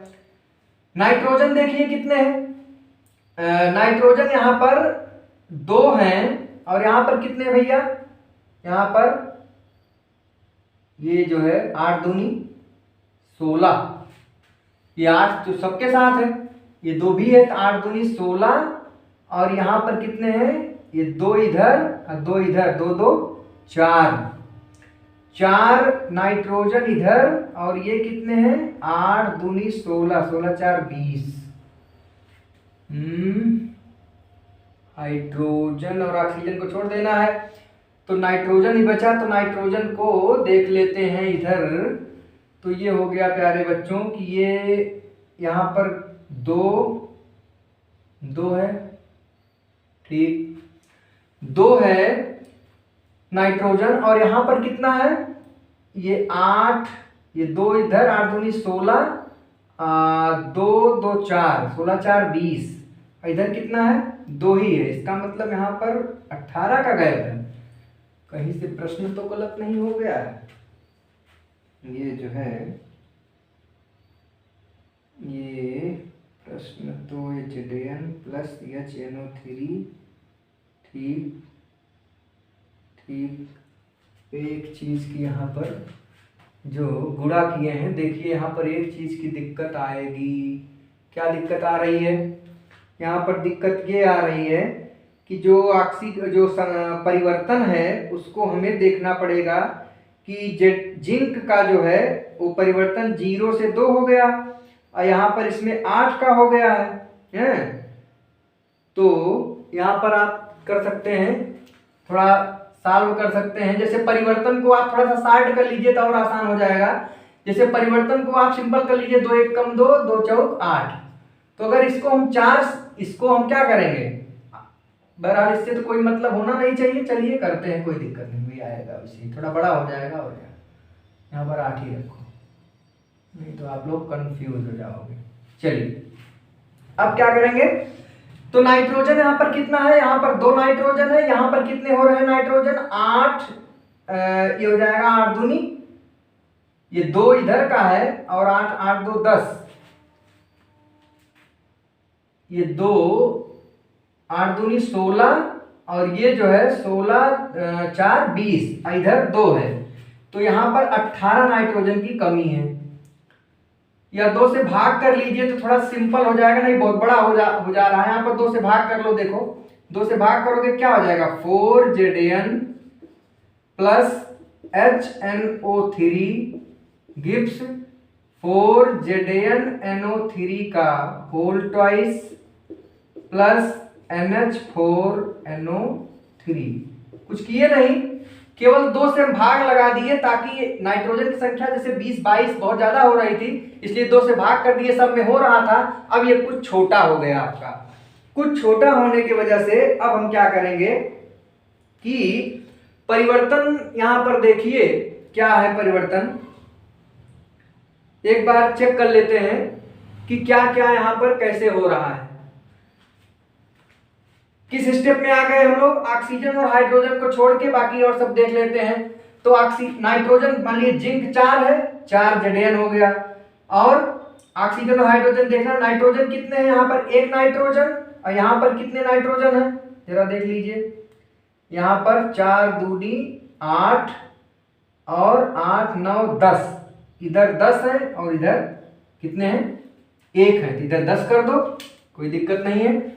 इधर भी 10 होना चाहिए नाइट्रोजन, तो 10 नाइट्रोजन कब होगा, जब यहाँ 10 से गुणा कर देंगे कि हो जाएगा, इसको जैसे उतार लो, सही है, 4 Zn plus 10 HNO3 10 HNO3 gives 4 ZnNO3 का whole twice plus NH4NO3। N भी हमने बराबर कर लिया, N भी हमने बराबर कर लिया। अब जब ऑक्सीजन और हाइड्रोजन को छोड़ के मैंने जिंक बराबर कर लिया, नाइट्रोजन बराबर कर लिया, अब हम ऑक्सीजन को बराबर कर लेते हैं। ऑक्सीजन को जल द्वारा बराबर करेंगे, गिनते हैं क्या ऑक्सीजन है, इधर कितने ऑक्सीजन है, 10 तिहाई 30, इधर कितने भैया, 3 दूनी 6 चौक 24 और 3 27। इसका मतलब इधर 27 इधर 30, इधर 3 कम है, 3 जल इधर जोड़ लेते हैं। अगले स्टेप में हम ऑक्सीजन को बराबर कर रहे हैं, अगले स्टेप में ऑक्सीजन को बराबर, इधर 3 जल जोड़ देंगे तो बराबर हो जाएगा। तो 4 Zn plus 10 HNO3 gives 4 ZnNO3 का whole twice plus NH4NO3 plus 3H2O। क्यों, क्योंकि 3 ऑक्सीजन इधर कम था, इधर 27 था, इधर 30 था, 3 जल बढ़ा दिए, ऑक्सीजन बराबर। हाइड्रोजन देख लेते हैं, ऑक्सीजन के बाद हाइड्रोजन का नंबर आ जाता है अगले स्टेप में, लास्ट पहुंचने वाले हैं। इधर हाइड्रोजन का है भैया 10, इधर का है गिन लो 4 3 दूनी 6 10, हाइड्रोजन बराबर है। इसका मतलब कि हमारा फाइनल रिएक्शन आ गया है।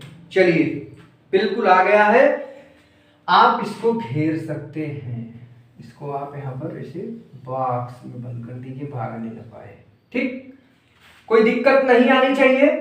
अगर आपको ना समझ में आए फिर से आप समझ लीजिए। जैसे यहाँ पर वही काम, पहला स्टेप हमने ऑक्सीकरण और अपचयन द्वारा देख लिए किसका ऑक्सीकरण और किसका अपचयन हो रहा है। फिर बाद में हमने क्या किया कि दूसरे स्टेप में क्या करते हैं, जिसका ऑक्सीकरण अपचयन हो रहा था उसको हम बराबर करते हैं, तो बराबर कर लिए है। यहाँ पर दूसरा स्टेप ये है, दूसरे स्टेप में हमने बराबर कर लिया। तीसरे स्टेप में हम क्या करते हैं, क्रॉस मल्टीप्लीकेशन कराते हैं। तो क्रॉस मल्टीप्लीकेशन करते समय क्या करते हैं, जैसे इनमें 8 का है, इसमें 2 का है, तो जिसमें 8 वाला था उसमें 2 का गुणा, जिसमें 2 है उसमें 8 का गुणा, वही हमने करा दिया। यहां पर हमने क्या किया कि थोड़ा बड़ा हो रहा था, इसलिए हमने क्या किया कि इसको 2 से भाग कर, अगर आप इसको लाइन को ना भी किए होते, ध्यान दीजिए, ये लाइन जो हमने भाग कर लिया, तो आप लोग घबराइए मत कि ये लाइन सर ने क्यों कर दिया, थोड़ा सा छोटा करने के लिए। अगर इसको हम डायरेक्ट कर देते तो बाद में हमें भाग करना पड़ता। कैसे भाग बाद में करना पड़ता, ये सब फिर बाद में यहाँ पर 2 से फिर भाग लगाना पड़ता, लेकिन अब डायरेक्ट यहीं पर हम कर दिए तो यहीं पर हमारा आंसर आ गया। इसका एक स्क्रीनशॉट ले लीजिए, आप प्रैक्टिस करते रहिए, प्रैक्टिस जितना बनाएंगे, प्रैक्टिस मेक्स मैन परफेक्ट, आप उतना ही परफेक्ट बनते जाएंगे। इसका एक स्क्रीनशॉट ले लीजिए। तो एक एग्जांपल हम लोग और करते हैं, चलिए एक एग्जांपल और देखते हैं हम लोग कि किस प्रकार से क्या हो रहा है। चलिए बहुत सारे उदाहरण के माध्यम से हम लोग करेंगे, और ये सारे एग्जाम्पल्स आपके बोर्ड की परीक्षा में भी आए हैं। आपके एग्जाम के कई बार पेपर में ये सारे एग्जाम्पल्स आए हैं, इसलिए मैंने इन सभी एग्जाम्पल को टेकअप किया है कि ताकि आपको ज्यादा भटकने की जरूरत ना पड़े, लेकिन आप प्रैक्टिस जरूर करिए प्यारे बच्चों। चलिए चौथा एग्जाम्पल करते हैं हम लोग। चौथा एग्जाम्पल है, कहिए तो इसको मिटा ही दें हम, अगर याद हो गया हो तो लिखा रहने दीजिए। चलिए मिटा देते हैं, चलिए एक और कर लेते हैं तब मिटाते हैं।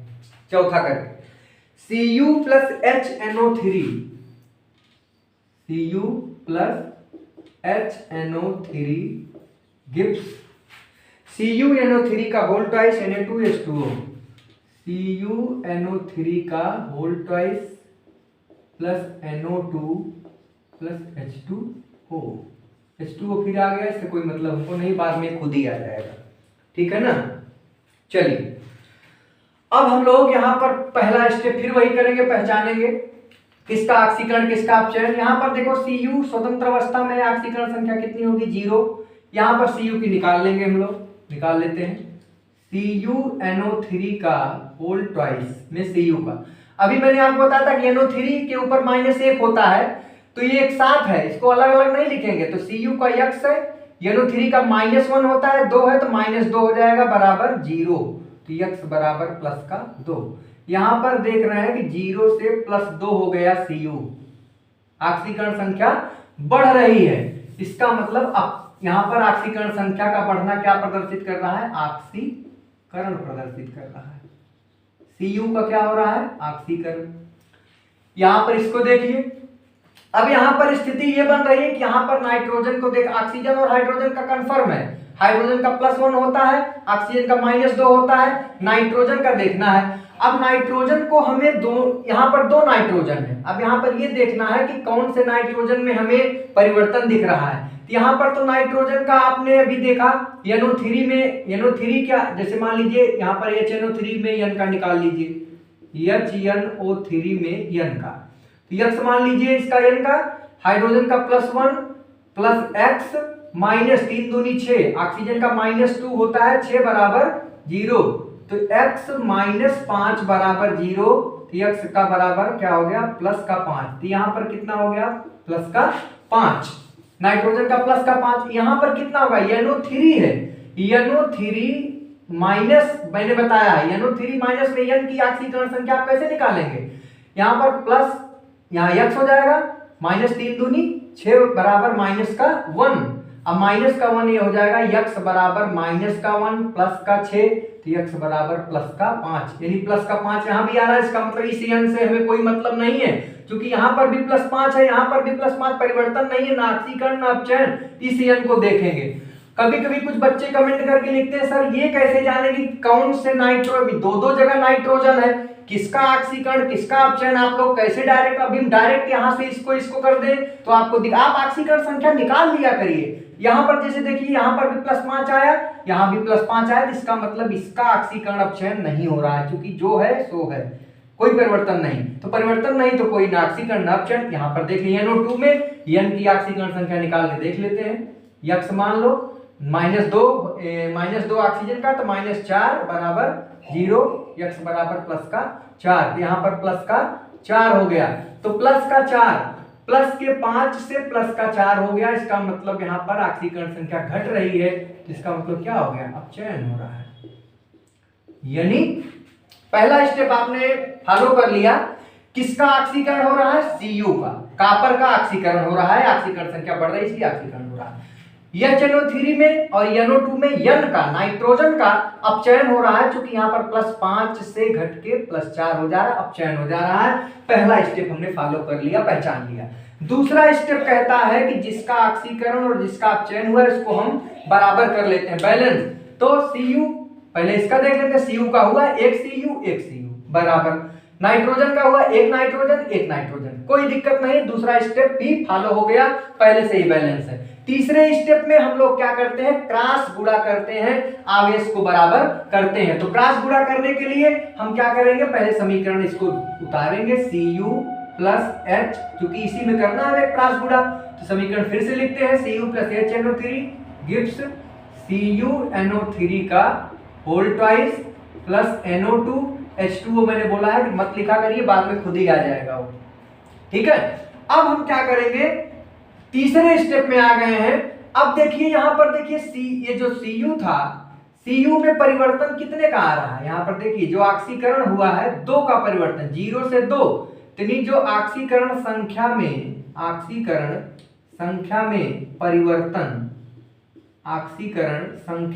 परिवर्तन कितने का है भैया? देख लो, 0 से 2 का, इसका मतलब कितने का परिवर्तन है? 2 का। यहां पर ऑक्सीकरण संख्या कितने में परिवर्तन हो रहा है? नाइट्रोजन वाला 5 से 4 हो जा रहा है, तो 1 का परिवर्तन है। ऑक्सीकरण संख्या में परिवर्तन कितने का? चेंज निकालना पड़ता है, तो चेंज से ही तो गुणा करते हैं। 5 से 4 हो गया, 1 का परिवर्तन है। अब यहां पर क्रॉस गुणा जो हमें करना है, नाइट्रोजन वाले में 1 का परिवर्तन आया है, कॉपर वाले में 2 का, तो नाइट्रोजन वाले में 2 से और कॉपर वाले में 1 से गुणा, इसका उसमें गुणा, उसका उसमें गुणा। तो अगला स्टेप में क्या करेंगे, कॉपर वाले में हम 1 से गुणा करेंगे और नाइट्रोजन वाले में 2 से, तो कॉपर वाले में 1 से करेंगे तो वही रहेगा Cu प्लस HNO3 में, चूंकि यहाँ इसमें नाइट्रोजन वाले में 2 से करेंगे तो 2HNO3 गिब्स, कॉपर वाले में 1 से करेंगे तो इसको ऐसे लिख देंगे CuNO3 का होल ट्वाइस प्लस इसमें नाइट्रोजन वाले में 2 से 2NO2, क्रॉस गुणा हो गया। तीसरा स्टेप हो गया। तीसरे स्टेप के बाद चौथा स्टेप आता है कि हाइड्रोजन और ऑक्सीजन को छोड़कर शेष तत्वों को हम संतुलित करते हैं। तो आप एक एक करके करते हैं। कॉपर देख लीजिए, एक कॉपर, कॉपर बराबर नाइट्रोजन देख लीजिए, नाइट्रोजन का ठो है 2 नाइट्रोजन, यहाँ कितने हैं, दो नाइट्रोजन इधर, 2 नाइट्रोजन, 4 नाइट्रोजन। इसका मतलब यहाँ पर हमको 4 नाइट्रोजन करने के लिए इसको 4 करना पड़ेगा, तो यहाँ पे 2 की जगह 4 बना दो। अगले स्टेप में Cu प्लस 4HNO3 गिब्स, इधर तो कुछ नहीं करना चूंकि नाइट्रोजन हमें बराबर करना था, बराबर कर रहे हैं हम लोग, प्लस 2NO2। ऑक्सीजन और हाइड्रोजन को छोड़कर हमने शेष तत्वों को भी संतुलित कर लिया। कॉपर संतुलित था, नाइट्रोजन को हमने संतुलित कर लिया, 4 इधर था, 4 इधर भी आ गया। अब आता है नंबर ऑक्सीजन का। ऑक्सीजन को जल से देख लीजिए, ऑक्सीजन कितने हैं, 4 तिहाई 12 ऑक्सीजन, इधर कितने हैं, 3 दूनी 6 और 2 दूनी 4, 6 4 10, इधर 4 इधर और 3 दूनी 6 10 इधर हो गए, इधर 4 तिहाई 12, इधर कम है, इधर 10 है, इधर 12 है, इधर 2 ऑक्सीजन जरूरत, 2 जल इधर जोड़ दीजिए भैया। Cu plus 4HNO3 Gibbs CuNO3 का whole twice plus 2NO2 plus कितने कम थे, 2 ऑक्सीजन, तो 2 जल जोड़ दीजिए, ये हो गए। इसके बाद नंबर आता है हाइड्रोजन का। हाइड्रोजन गिन लेते हैं, दोनों तरफ कितने हैं, इधर कितने हैं 4, इधर कितने हैं 2 दूनी 4, हाइड्रोजन ऑलरेडी बराबर है, इसका मतलब ये हमारा समीकरण क्या है, संतुलित हो गया। बहुत ही सरल है, कहीं कोई दिक्कत इसमें आनी नहीं है, ठीक है, ये हो गए। इसके बाद आप इसका एक स्क्रीनशॉट ले लीजिए और एग्जांपल भी हम लोग कर लेते हैं, करते चलते हैं, कहीं कोई दिक्कत नहीं आनी चाहिए। चलिए एक एग्जाम्पल हम लोग और करते हैं, चौथा है, इसको सोच रहे हैं मिटा ही दे, नहीं आप लोग बार बार नकल कर रहे हो, और देखते हैं कि आप लोग कर पाते हो कि नहीं, क्योंकि अब 4 एग्जाम्पल करने के बाद याद हो जाना चाहिए। अगला जो है एक एग्जाम्पल और हम लोग करते हैं। चलिए थोड़ा जगह भी हमको मिल जाएगी, क्योंकि अभी तक हम लोग नकल कर करके लगाए, अब थोड़ा सा अपनी अकल का प्रयोग करें। नकल तो बहुत कर ली है, अकल भी प्रयोग करें कि क्या वो स्टेप जो है वो सब याद है, हमें एक एक स्टेप हमें याद रहना है। एक बार हम रिकैप करा देते हैं। पहला स्टेप क्या है आपका, ऑक्सीकरण और अपचयन को पहचानना, किस तत्व का ऑक्सीकरण और किसका अपचयन हो रहा है उसको हम पहले पहचानेंगे। इसके बाद जो है क्या करेंगे कि दूसरे स्टेप में हम क्या करते हैं कि जिसका ऑक्सीकरण और जिसका अपचयन हुआ रहता है उसे हम बैलेंस कर लेते हैं पहले। तीसरे स्टेप में क्या करते हैं, क्रॉस गुणा करते हैं आवेश को बराबर करने के लिए। चौथे स्टेप में क्या करते हैं, हाइड्रोजन और ऑक्सीजन को छोड़ के हम शेष तत्वों को संतुलित कर लेते हैं। पांचवें स्टेप में क्या करते हैं, ऑक्सीजन को जल के द्वारा संतुलित करते हैं। अगले स्टेप में हम हाइड्रोजन को H+ द्वारा संतुलित करते हैं। और यदि यहाँ पर तो अभिक्रिया अम्लीय और उदासीन माध्यम में आती है तो खत्म हो जाती है, पूरा बैलेंस हो जाता है। लेकिन अगर क्षारीय माध्यम में है, अभी हम एक एग्जांपल आपको कराते हैं क्षारीय का भी, कि क्षारीय माध्यम में जब करते हैं तो तब क्या करते हैं। एक एग्जांपल अम्लीय का और कर लें, फिर एक क्षारीय का करा देंगे, क्योंकि सारी चीजें वही हैं। कैसे करना है आप लोग स्टेप वाइज चलिए, क्योंकि 2 4 5 हम आपको कैटेगरी वाइज बता दे रहे हैं किस प्रकार से करना है। फिर आप जब तक खुद से प्रैक्टिस नहीं करेंगे तब तक आप बात को समझ नहीं पाएंगे। आइए एक एग्जांपल हम लोग और करते हैं, अम्लीय माध्यम वाला है, 5वां है ये। चलिए K2Cr2O7 plus HCl Gibbs KCl plus CrCl3 plus Cl2 plus H2O। Cl2 plus H2O। यहाँ भी H2O आ गया है, कोई दिक्कत नहीं है।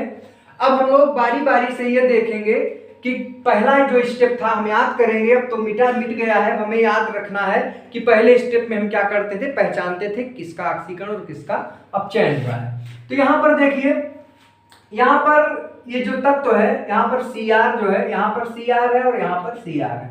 दोनों देखेंगे कि किसमें ऑक्सीकरण संख्या क्या हो रहा है। तो K2Cr2O7 में Cr की ऑक्सीकरण संख्या हम निकालेंगे, निकाल लेते हैं। K की +1 होती है, एक K है तो +1, 2 K है +2 प्लस एक Cr की x मान लेते हैं, 2 Cr है तो 2x, ऑक्सीजन की -2 तो 7 है -14 बराबर 0। तो ये हो जाएगा 2x -12 बराबर 0। तो 2x बराबर 12, तो x बराबर हो जाएगा 12/2, तो x बराबर +6। कहने का मतलब यहाँ पर क्रोमियम का कितना आ गया, +6। इस तरफ भी निकाल लेते हैं। इस तरफ CrCl3 में Cr की ऑक्सीकरण संख्या, CrCl3 में Cr की x मान लो x, क्लोरीन की -1 होती है, 3 क्लोरीन है तो -3 बराबर 0, तो x बराबर +3। यहाँ पर क्रोमियम का कितना आ गया, +3, यानी +6 से +3 हो गया। ऑक्सीकरण संख्या में कमी आ रही है, इसका मतलब क्रोमियम जो है, यहाँ पर क्रोमियम का क्या हो रहा है, अपचयन हो रहा है। क्या हो रहा है, अपचयन।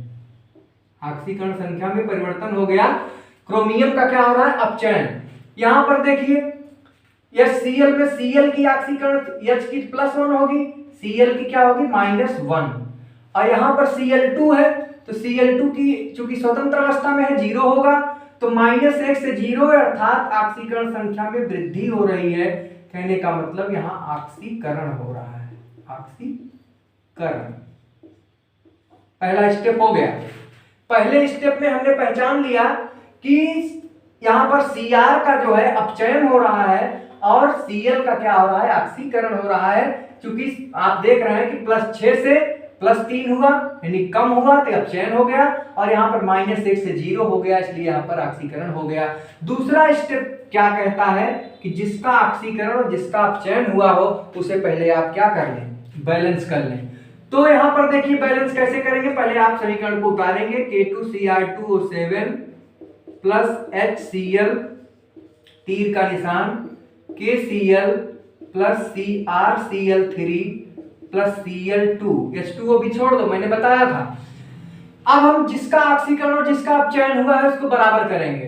तो यहां पर देखिए अपचयन किसका हुआ है, Cr का, तो Cr यहाँ पर 2 है, यहाँ पर Cr 1 है, यहाँ पर आप 2 कर दीजिए भैया, Cr बराबर हो गया। क्योंकि हमें जिसका ऑक्सीकरण जिसका अपचयन हुआ है उसको बैलेंस करना है दूसरे स्टेप में। क्लोरीन को भी देख लीजिए, यहाँ पर क्लोरीन 1 था, यहाँ पर क्लोरीन 2 है।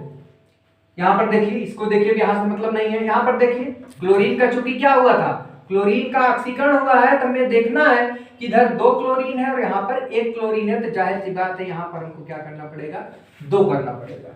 क्यों, क्योंकि क्लोरीन का यहाँ पर देखना है, क्योंकि क्लोरीन की ऑक्सीकरण, यहाँ पर ऑक्सीकरण क्लोरीन का हुआ था, तो इसे हमें बैलेंस करना है दूसरे स्टेप में।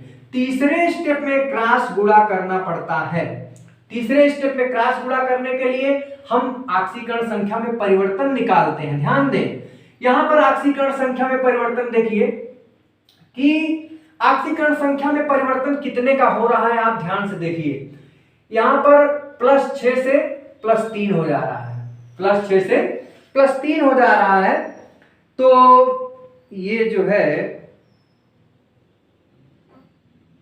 एग्जाम्पल कुछ गलत लग रहा है, नहीं गलत नहीं है, हाँ CrCl3 ठीक है, ठीक ठीक। चलिए अब यहां पर क्या हो गया, जैसे अब क्रॉस गुणा करने के लिए हम ऑक्सीकरण संख्या में परिवर्तन निकालते हैं, तो यहां पर देखिए Cr की ऑक्सीकरण संख्या में परिवर्तन कितने का हुआ था, ये +6 था, +6 से +3 हुआ, तो ऑक्सीकरण संख्या में परिवर्तन कितने का रहा, ऑक्सीकरण संख्या में परिवर्तन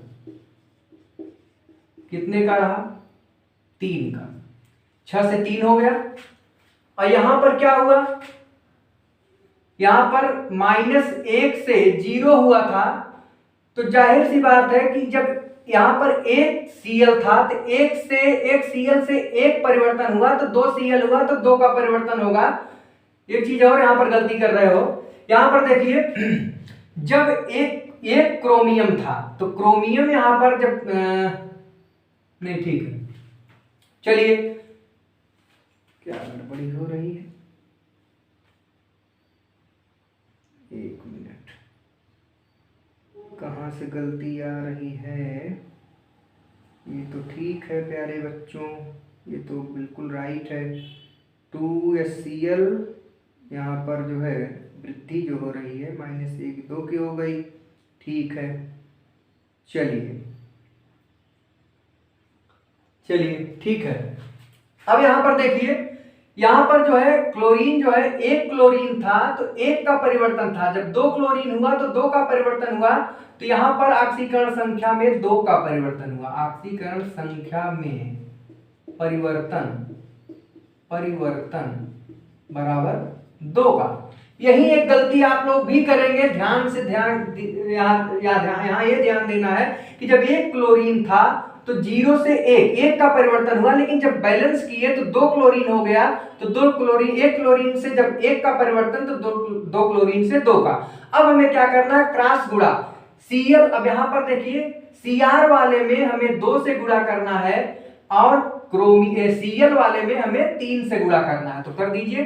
चलिए यहां पर क्या करना है, इसमें 2 से गुणा करना है, Cr वाले में 2 से, तो 2 से गुणा कर लीजिए, 2K2Cr2O7 प्लस Cl वाले में हमें कितने करना है, 3 से करना है, तो 3 दूनी 6HCl गिब्स, बाकी ऐसे रख दो, KCl प्लस Cr वाले में कितने का करना है, Cr वाले में हमें 2 से करना है, तो 2 दूनी 4CrCl3 प्लस Cl2 वाले में 3 से ही करना, 3Cl2, ठीक, ये हो गया। क्रॉस गुणा के बाद आता है कि ऑक्सीजन और हाइड्रोजन को छोड़ के अन्य सभी तत्वों को हम बराबर करेंगे। यहां पर देखिए पोटेशियम का है 2 दूनी 4, यहां पर एक ही है, इसका मतलब यहां पर हमको 4 करना पड़ेगा, 4 कर देंगे यहां पर है। यहां पर KCl जो था, यहां पर K2Cr2O7 जो था वो क्या हुआ, कुछ गलती हो रही है, मिस्टेक हो रहा है, कहाँ हो रहा है, ये तो सही तो है, यहाँ पे 2CrCl3 तो सही है, कहीं गलती हो रही है, कहाँ हो रही है, जरा चेक करना पड़ेगा कि गलती कहाँ हो रही है। Cr की ऑक्सीकरण संख्या में कमी आ रही है, Cl की हो रही है, ठीक है। अब जो है यहाँ पर Cl की 0 -1, यहाँ 2 का -2 की वृद्धि हो गई, यहाँ पर 3 है, 3 की सही तो है, हम लोग कहाँ गलती हो रही है, 2 की और 3 की, 2 और 3 का परिवर्तन,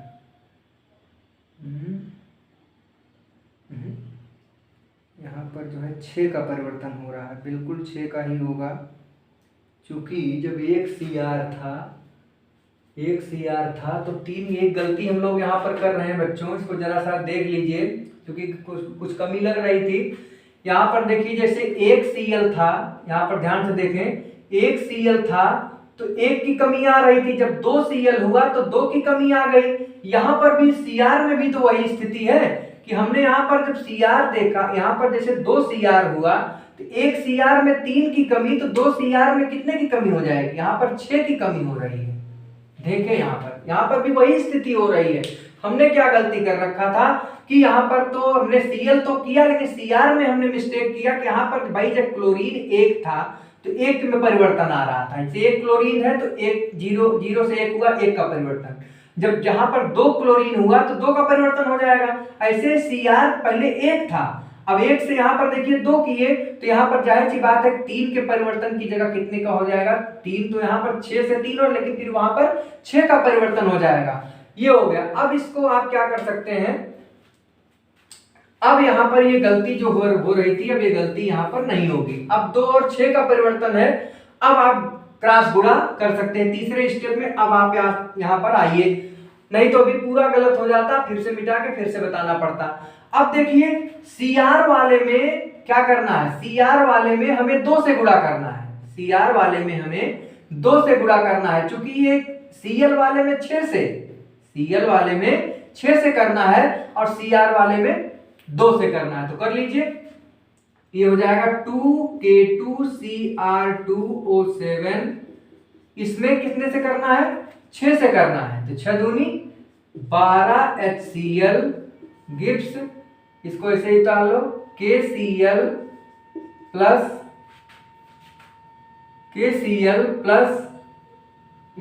CR वाले में 2 से करना था, 2 दूनी 4 CrCl3 प्लस इसमें जो है 6 से करना है 6Cl2। अब यहां पर देखिए,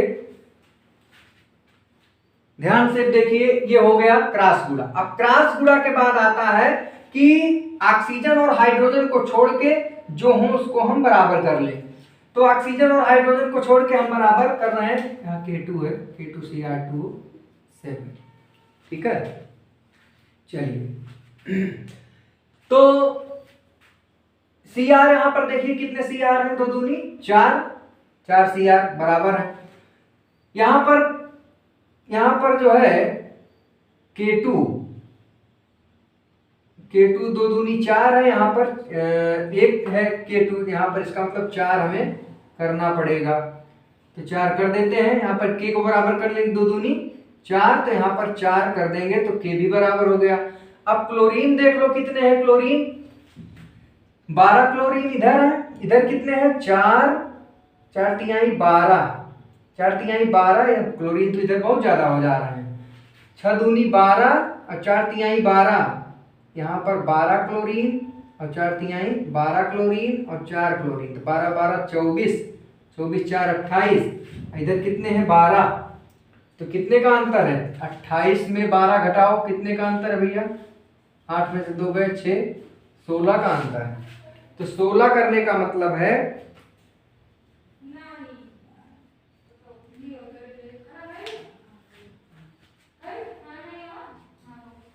क्या दिक्कत आ रही है, 2 का अंतर है, तो K2Cl 2CrCl3, ठीक है।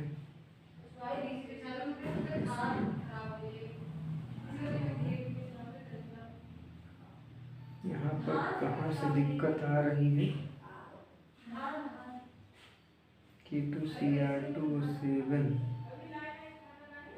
1 की वृद्धि 2 HCl, तो सही है, 2 HCl KCl प्लस 2Cl, ये सही है।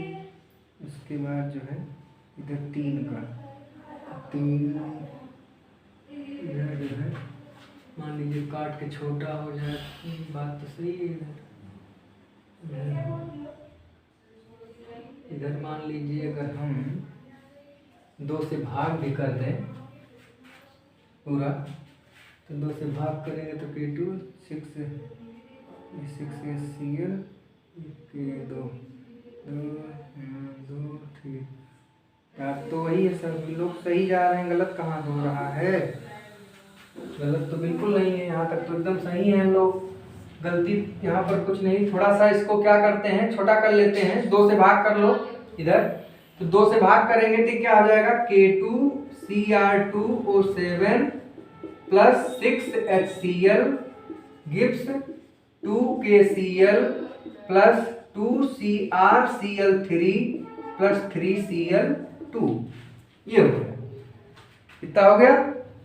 इसके बाद जो है अब नंबर आता है कि हाइड्रोजन और ऑक्सीजन के अलावा सबको बराबर करना है, कर लेते हैं। क्रोमियम कैठो है, यहाँ पर 2 क्रोमियम बराबर है, पोटेशियम कैठो है 2 पोटेशियम 2 पोटेशियम, ये भी सही है। क्लोरीन देख लो, 6 क्लोरीन, इधर कितने क्लोरीन है, 2 इधर, 3 दूनी 6 और 3 दूनी 6, 6 6 12, 2 14, 14 है, इधर 6 है। इसको भी 14 करने के लिए यहाँ पर हम 14 क्लोरीन कर लेते हैं। तो K2Cr2O7 प्लस 14 HCl, चूंकि Cl बराबर करना है तो यहाँ पर 14 Cl लाना पड़ेगा, तो 14 कर दिए, प्लस बाकी सब ऐसे उतार लो, 2KCl plus 2CrCl3 plus 3Cl2, ये हो गया। अब हाइड्रोजन और ऑक्सीजन का नंबर आता है, सारे तत्व तो बराबर हो गए। ऑक्सीजन को देख लेते हैं, ऑक्सीजन इधर कितना है 7, इधर एक भी नहीं, इधर 7 H2O जोड़ दीजिए। तो K2Cr2O7 plus 14 HCl gives 2KCl plus 2CrCl3 plus 3Cl2, कितने ऑक्सीजन थे इधर 7, इधर 7 H2O जोड़ लीजिए। 7 H2O हो गया, ऑक्सीजन भी बराबर। हाइड्रोजन को काउंट करने के लिए H+ जोड़ते हैं, पहले हाइड्रोजन देख लेते हैं, इधर कितने 14, इधर कितने 7 14, हाइड्रोजन बराबर है। इसका मतलब ये आपका फाइनल, काफी झंझट के बाद, काफी कंफ्यूजन के बाद ये आया। कहीं गलती, हम लोग गलती थोड़ा सा कहाँ कर रहे थे, यहाँ पर एक गलती तो ये कर रहे थे कि क्लोरीन, जब एक क्लोरीन था तो एक का परिवर्तन था। यहाँ पर देखिए आपका सवाल जो है ये था, एक क्लोरीन था तो एक का चेंज था। जब यहाँ पर जब क्लोरीन बराबर हुआ, 2 क्लोरीन हुआ तो 2 का परिवर्तन हुआ। हम लोग यहाँ तो कर दिए, लेकिन क्रोमियम में नहीं कर रहे थे। यहाँ पर क्रोमियम में भी स्थिति वही थी, एक क्रोमियम यहाँ पर देखिए, एक क्रोमियम यहाँ 2, तो जब एक क्रोमियम था तो 3 का गैप था, प्लस 6 से 3 यानी 3 का गैप था। लेकिन जब यहाँ भी 2 क्रोमियम होगा तो 6 का गैप होगा, परिवर्तन कितने का हो जाएगा 6 का। तो अब क्रॉस गुणा करते समय क्रोमियम वाले में 6 का आया है परिवर्तन, तो इधर क्लोरीन वाले में 6 से और क्रोमियम वाले में 2 से हमने गुणा किया।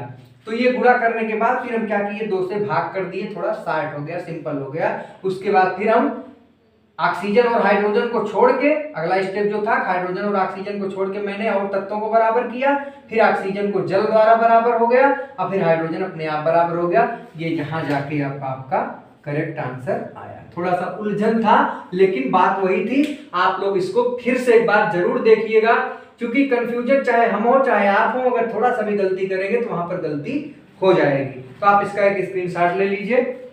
इसके बाद हम लोग एक क्षारीय वाला कर लेते हैं ताकि क्लियर हो जाए। चलिए एक क्षारीय वाला कर लेते हैं, क्योंकि अम्लीय वाला तो आप देख रहे हैं 4-5 अम्लीय वाले कर लिए हम लोग, एक क्षारीय वाला भी कर लेते हैं ताकि कहीं से कोई दिक्कत नहीं आने पाए। चलिए आइए एक तो क्षारीय वाला कर लेते हैं।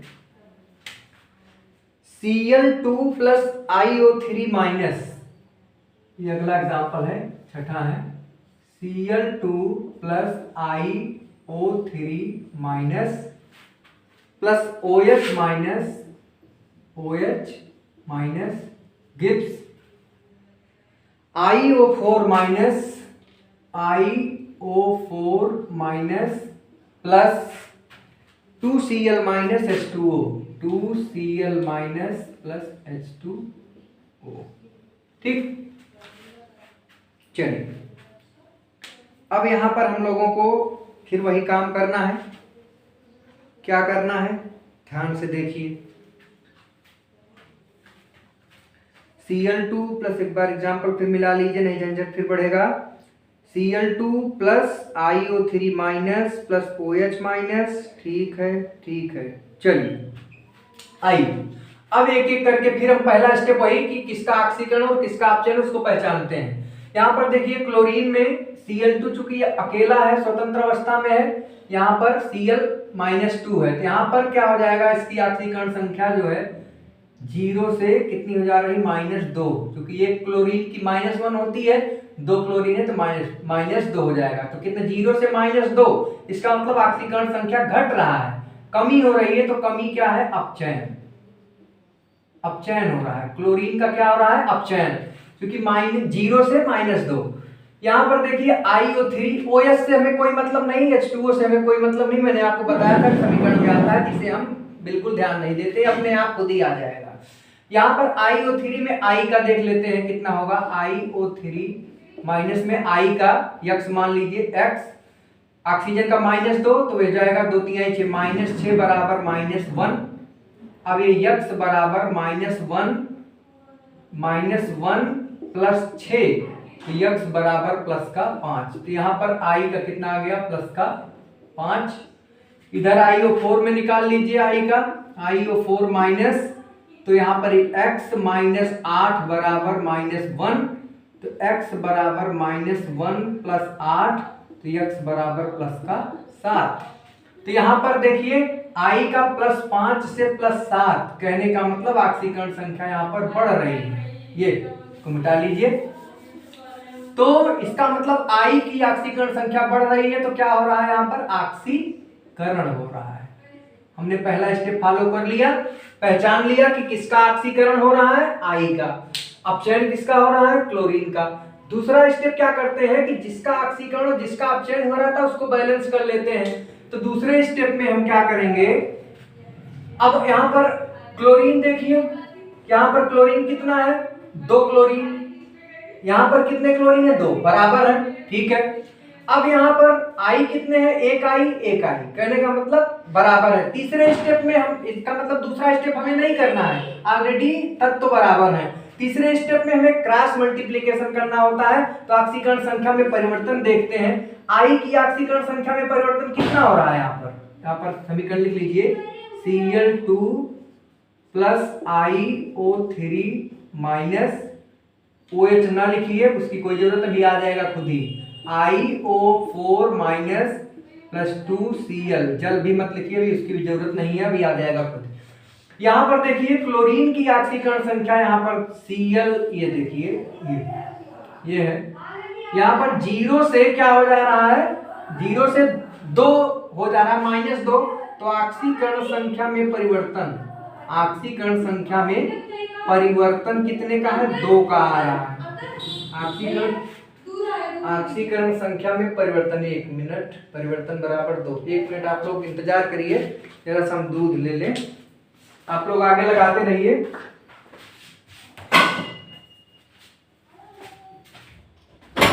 आप लोग आगे लगाते रहिए, मैं आ रहा हूँ बस 1 मिनट।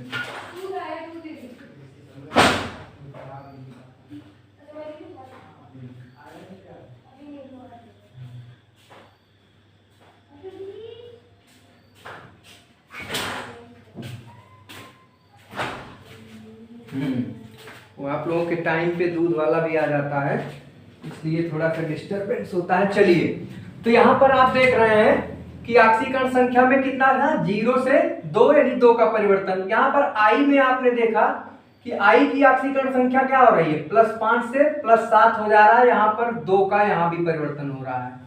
ये ऑक्सीकरण संख्या में परिवर्तन कितने का है, 2 का है, परिवर्तन बराबर 2। अब 2 का है दोनों में, तो 2 से इसमें 2 से उसमें कोई फर्क नहीं पड़ेगा, आप 2 से गुणा कर लीजिए। अगला स्टेप आपका आ जाएगा, 2 से इसमें करेंगे तो 2Cl2 plus 2iO3 minus gives 2iO4 minus plus 2 दूनी 4Cl माइनस, ठीक है, ये हो गया। अब चाहे तो आप 2 से भाग भी कर सकते हैं, नहीं तो ऐसे रहने दीजिए। अब आप क्या करेंगे, अगला स्टेप जो है क्या करते हैं, ऑक्सीजन और हाइड्रोजन को छोड़ के शेष तत्वों को हम बराबर करते हैं। तो पहले आप क्लोरीन देख लीजिए कितने हैं, इधर क्लोरीन कितने हैं 4, इधर क्लोरीन 4, ठीक है। I कितने हैं, 2I। अब ऑक्सीजन को देखते हैं कितने हैं। जब अगला स्टेप आ गया कि अन्य तत्वों को बराबर करने के बाद ऑक्सीजन को बराबर करते हैं। इधर कितने ऑक्सीजन है, 3 दूनी 6, इधर कितने हैं 4 दूनी 8, इधर 6 और इधर 8, इसका मतलब इधर कम है, इधर कम है तो इधर हमें जल जोड़ना पड़ेगा। इधर 3 दूनी 6, इधर 4 दूनी 8, इधर 2 जोड़ना पड़ेगा, 2 जल, तो 2Cl2 plus 2iO3 minus plus 2H2O, चूंकि इधर कम था इधर जोड़ेंगे 2iO4 minus plus 4Cl minus, ठीक है। अब जल ऑक्सीजन के बाद अब हाइड्रोजन का नंबर आता है। हाइड्रोजन देखेंगे कितना है, इधर 2 दूनी 4, इधर एक भी नहीं है, इधर 4H+ हम जोड़ देते हैं। चलिए जोड़ देते हैं, अगला स्टेप आ गया हमारा हाइड्रोजन का 2Cl2, एक मिनट,